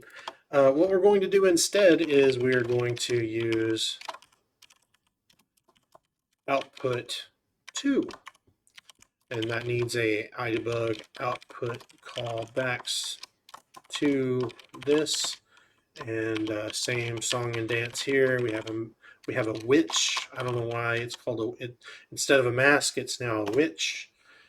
We have in ulong flags. We have in ulong 64 arg, which is a pointer to our I don't know what arg is right now. And then we have our wide string PCWSTR text.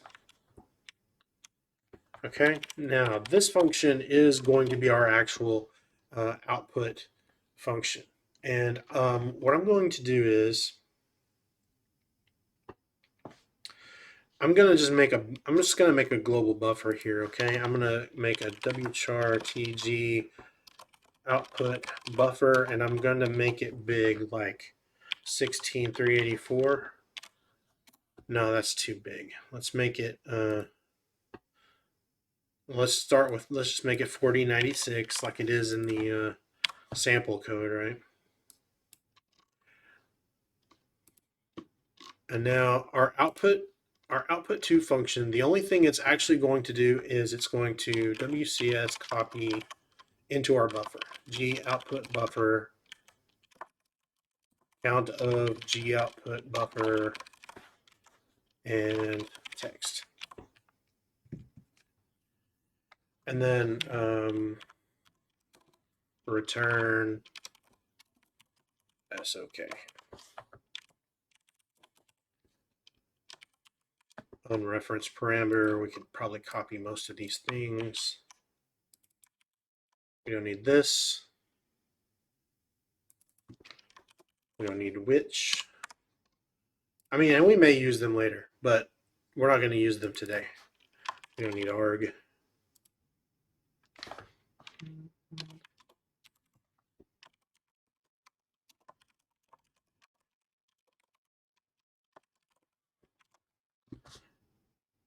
Unreferenced parameter.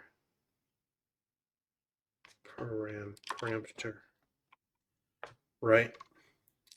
Okay, so that's our output function. And then importantly, we need to remember filling out our initialization for our vtable. So I can put these on separate lines.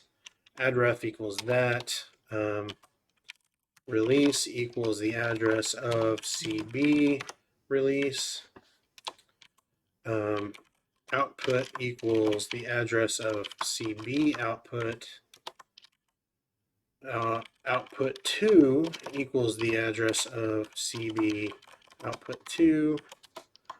We have query interface equals the address of CB query interface. I think that's all of them. I don't know why it's not doing tabs anymore. There we go. That's all I wrote, right? There's an addref and a release and a query interface and an output 2. Pretty sure, yeah, that's all of them. Okay.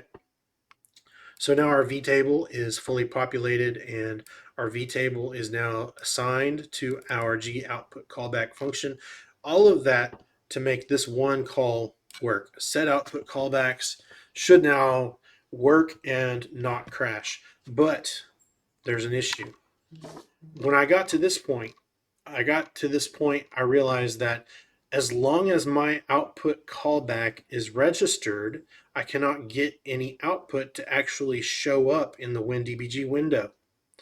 The only way I can actually get text to show up in the WinDbg window is to put the previous callback, is to reinstate the original callback.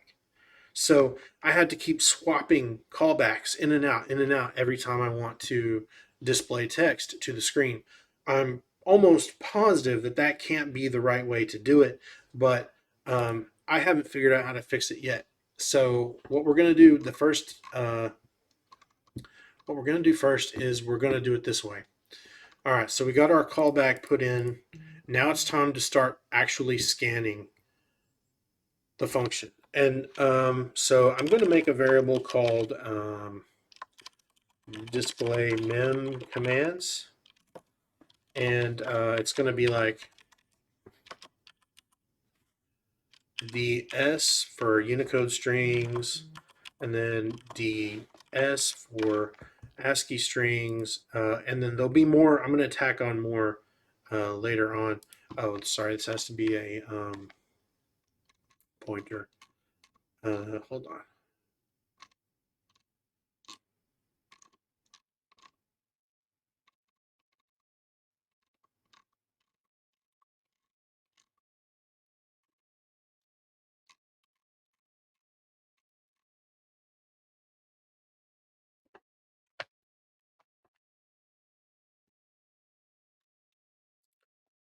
Yeah, so that needs to be that, and this needs to be that. Now it is an array of strings, and so we're going to now start looping through, scanning our module. So we're going to do a let's go ahead and do a while. No. Let's do a for int c equals 0. C is less than the count of display mem commands C++. Okay. So this is going to loop through, like I'm going to do ds on it, and then I'm going to do ds with the lowercase s on it. And then as I think of other commands, I'm going to keep adding on to this array, right? So I'm going to do, okay, offset, which I guess is just going to be a ulong, right? Ulong offset.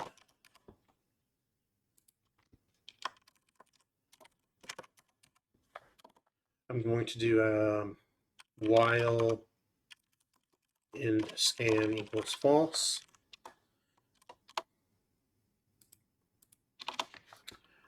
Bool in scan equals false. Okay.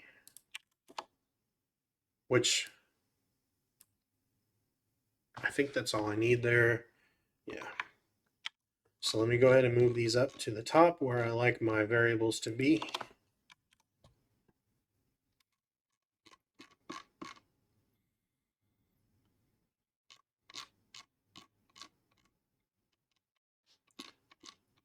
All right. Now we have a while loop nested inside of a for loop. What could possibly go wrong? We're going to say I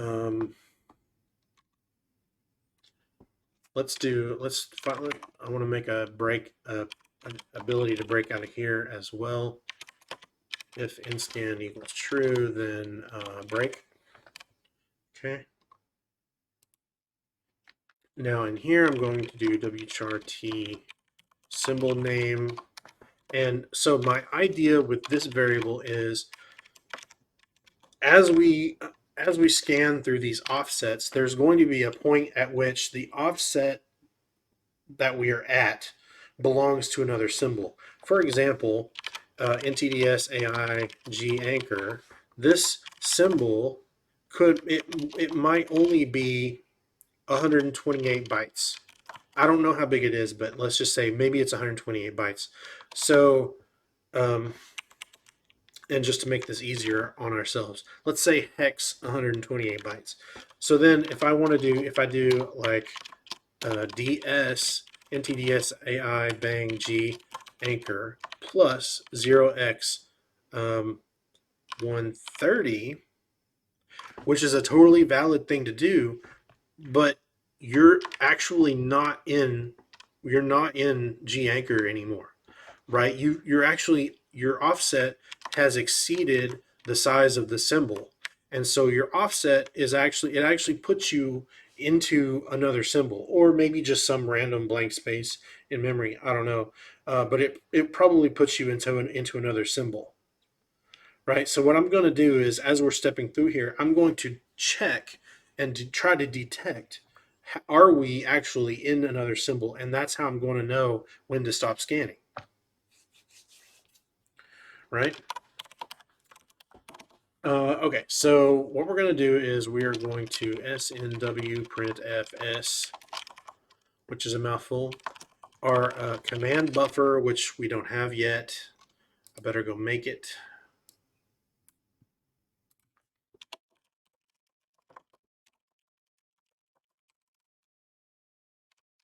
I don't know how big it should be.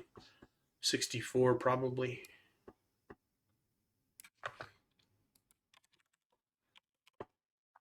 We have lots of memory. Okay. Back down here. All the way back down here. There we go. G command buffer, count of G command buffer, truncate. We're going to do %s space %s plus 0x %lx. Okay, and all those things are going to be, the first thing is, the first token is going to be display mem commands C. So whichever display memory command that we're on. Then we're going to do wide args is going to be our next token. So this is ntdsai bang G anchor or whatever. And then an offset. And the offset is going to be, okay, that is the command that we're going to run.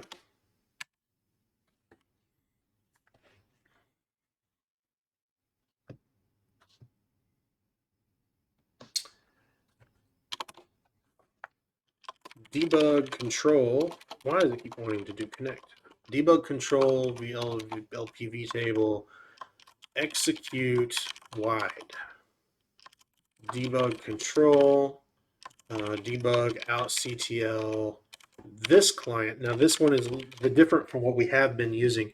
Instead of saying all clients, we're saying this client, and the difference is that this will send the output of this command only to our callback and nowhere else. But that being said, like I said, you right now when I have my callback installed, no output can be displayed to the WinDbg window anyway. So yeah, L, what am I doing? G command buffer, because we're running this command, and then debug execute default. There we go. Now, one other useful thing that you might want to do is echo if you want to echo the command. But if you want to hide the command that you're running, you can just do like default instead. Okay, so we are now executing that, and all of the output is going to be redirected to our callback, which is that output to command that we created.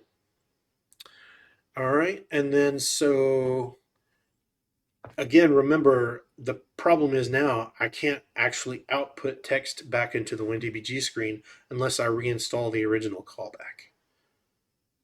So let's do that. If G previous callback, then we're going to do if HR equals client LPV table set output callbacks this G prev output callback. And we better go ahead and cast this to a p debug output output callbacks. I think that's right. And if that's not okay, then we are screwed.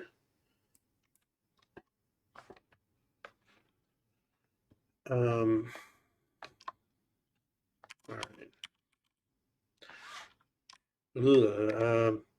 Yeah, I mean, there's not even really any point. I don't think there's any point in even trying to display an error message at this point, because if that callback did not get, if the original callback didn't get put back in its place, then I can't output anything to the screen. But I guess I will just go ahead and try anyway. Output wide, debug control, debug out CTL all clients failed to restore original callback.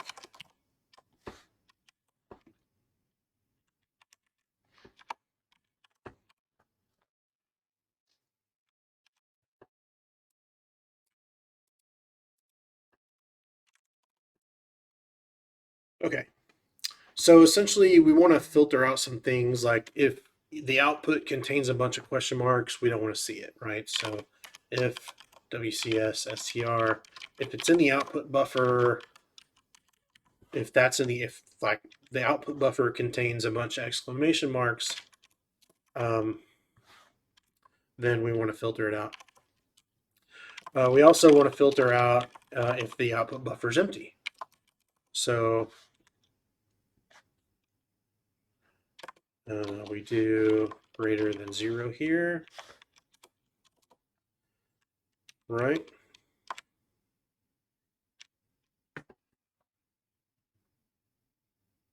Right. Okay, so at that point, we can output things to the screen now. Debug control, LPV table, output wide,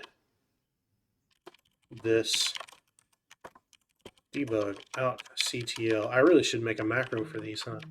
All clients, and then L percent S equals percent S. This is going to be like the command equals this, which we're going to do G command buffer and G output buffer as the arguments there.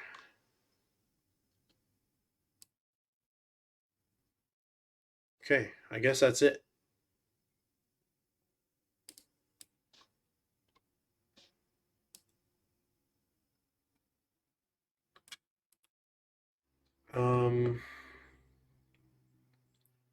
What we need to do, I'm going to go ahead and clear out the buffer after every command. So G output buffer, size of G output buffer. I'm going to go ahead and 0 it out, which isn't really necessary. I could just set the first character to 0, and I think that should be sufficient. But then again, maybe not.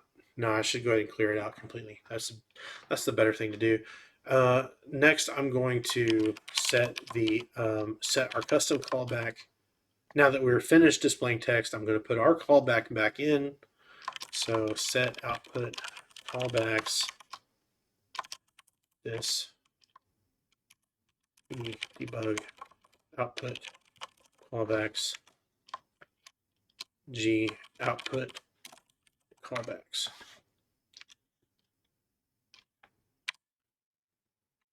And I'll do error checking on that later. And also I'm going to increase offset by 2. And now lastly, I'm going to use symbols, LPV table, get name by offset wide, this, and I'm going to say if symbol address plus offset, and then symbol name. I'm going to store that into our symbol name variable, which we created earlier.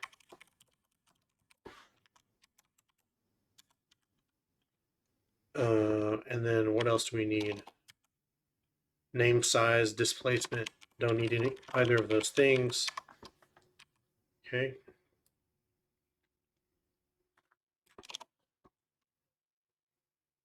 So if that symbol is not equal to the current symbol that we started with, then we know that we have scanned off beyond the boundaries of the original symbol, and that's when we know it's time to quit scanning.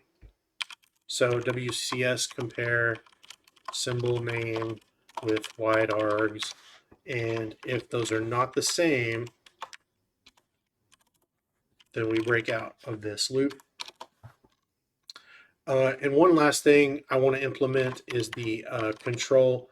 I want to say if the offset is greater than like that much, then probably just stop scanning, because something weird.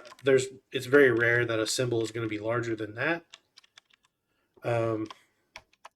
So, and I'm also going to implement the control C here. So I'm going to do a get async key state vk control. Let's see, I'm going to test the high bit here. Get async key state control and the C key. So it's a control C, right? So and get async key state 0x43, which is the ASCII code for the letter C. We need to test this bit. There we go. I think that's right.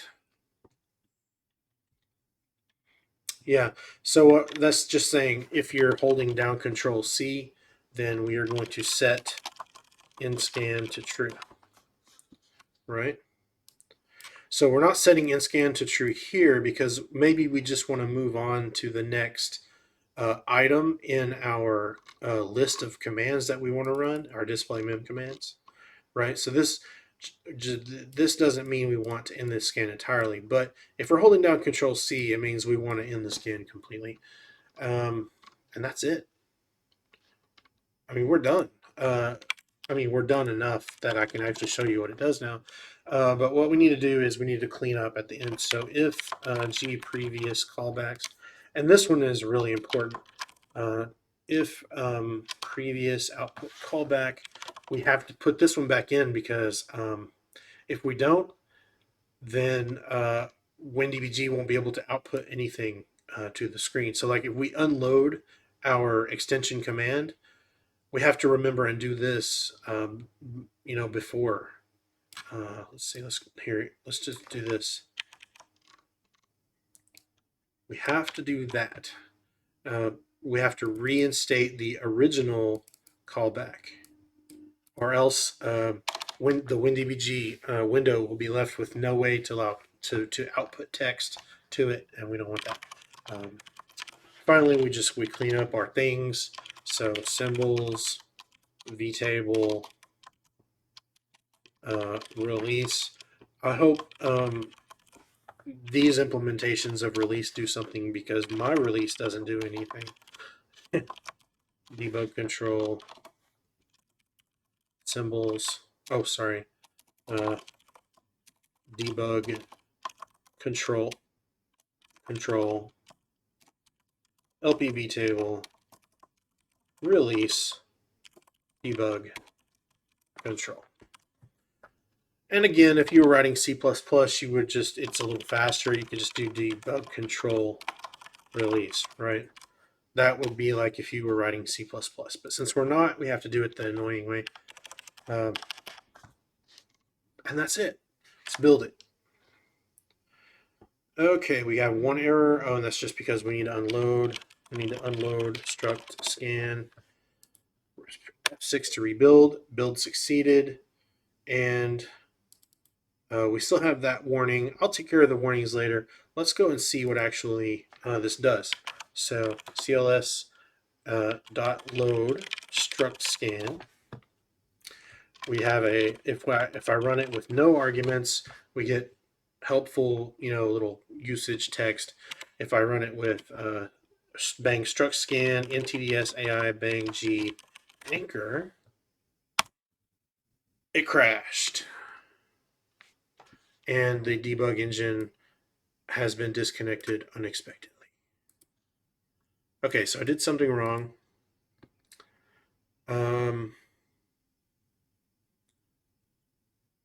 What did I do wrong? Is the question.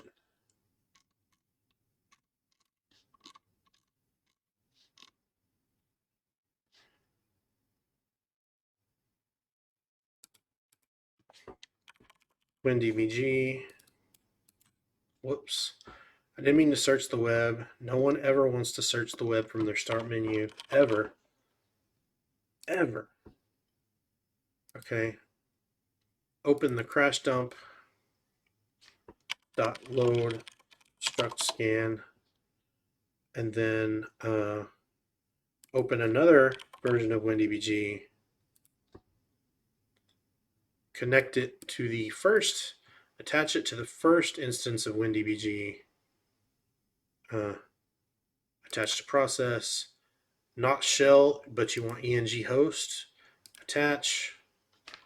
Breakpoint. Struct scan bang struct scan and go.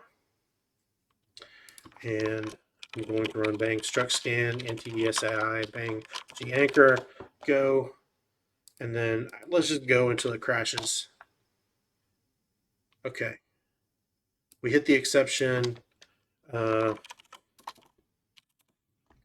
see what the thread looks like. Right here, frame number 2. It crashed right here. If set output callback, G output callback. So if something's wrong with our G output callback, I told you this would crash. And so I'm glad that I'm showing you how to debug it. So our G output callback, you can see that it is a iDebug output callbacks 2. You can see that it does have a vtable. And all the vtable, So all the vtable stuff is right in here. Query interface, add ref, release, output, get interest mask. These funny little @ILT things, these are for incremental linking. So if you turn off incremental linking, this will look a little cleaner.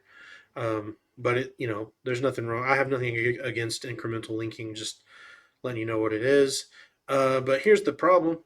That's null. And I mean, I talked about this before.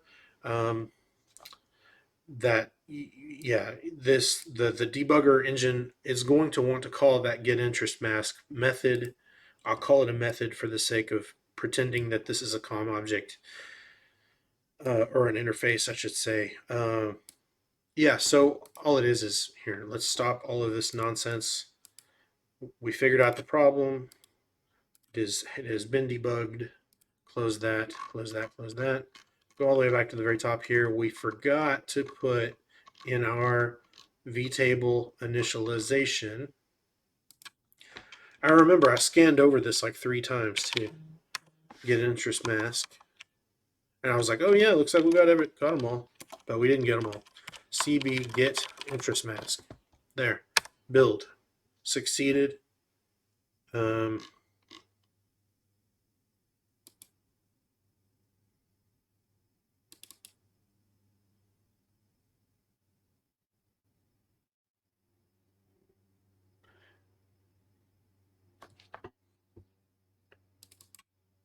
Okay, hang on. That differs in levels of indirection because I don't need that there. See if that helps.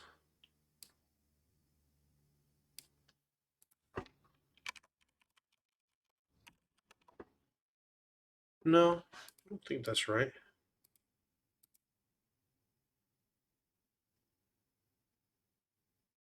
I think it is. That's a pointer. So we shouldn't need that.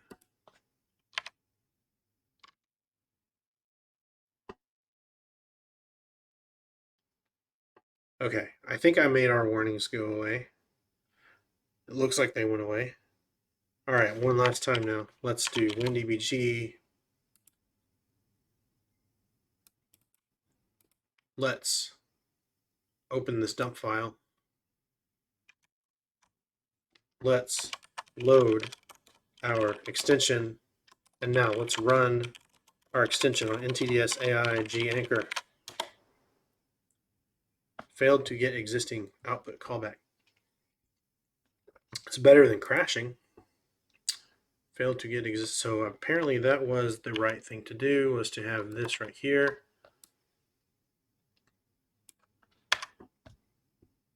It makes these warnings come back though, which is odd. Oh,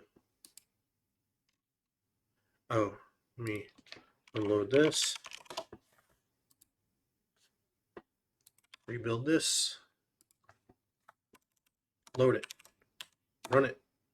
There. Now, star busy star. And we're starting to get output. We're now getting output. And what we are doing is we're scanning this data structure we're basically looking for interesting strings at this point. Of course, as I mentioned before, I want to enhance this. Oh, and see, here's our interesting ones right here. Looks like we have a DNS domain name. We have a domain controller host name, things of this nature. And I don't know how long it's going to go on scanning. Oh, you can see it started over right here. I'm going to go ahead and hit Control-C to stop it. But you can see where it started over. It was on offset 1D8. There it is. There is our first WinDbg extension. Obviously, it's not complete yet. I want to definitely add more features to it, and I also, would like to hammer out any bugs. The thing where I'm swapping in and callbacks in and out constantly feels quite wrong to me.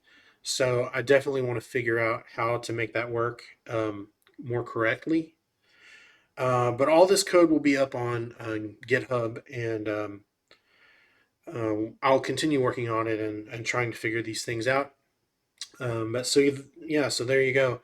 That's our first WinDbg extension, and I'm going to use this to crawl through bunches of different data structures looking for interesting things, and I'm going to my end result with all of this is going to be to create another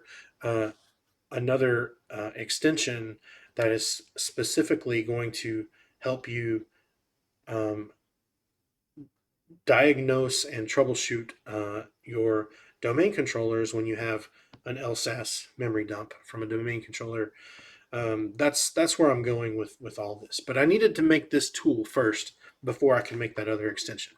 So with all that being said, thank you very much for watching. I know it was a long video, but hopefully you learned something. Yeah, please like and subscribe if you want to keep seeing more extremely nerdy technical content like this. That's all I had. I will see you guys on the next video. Bye.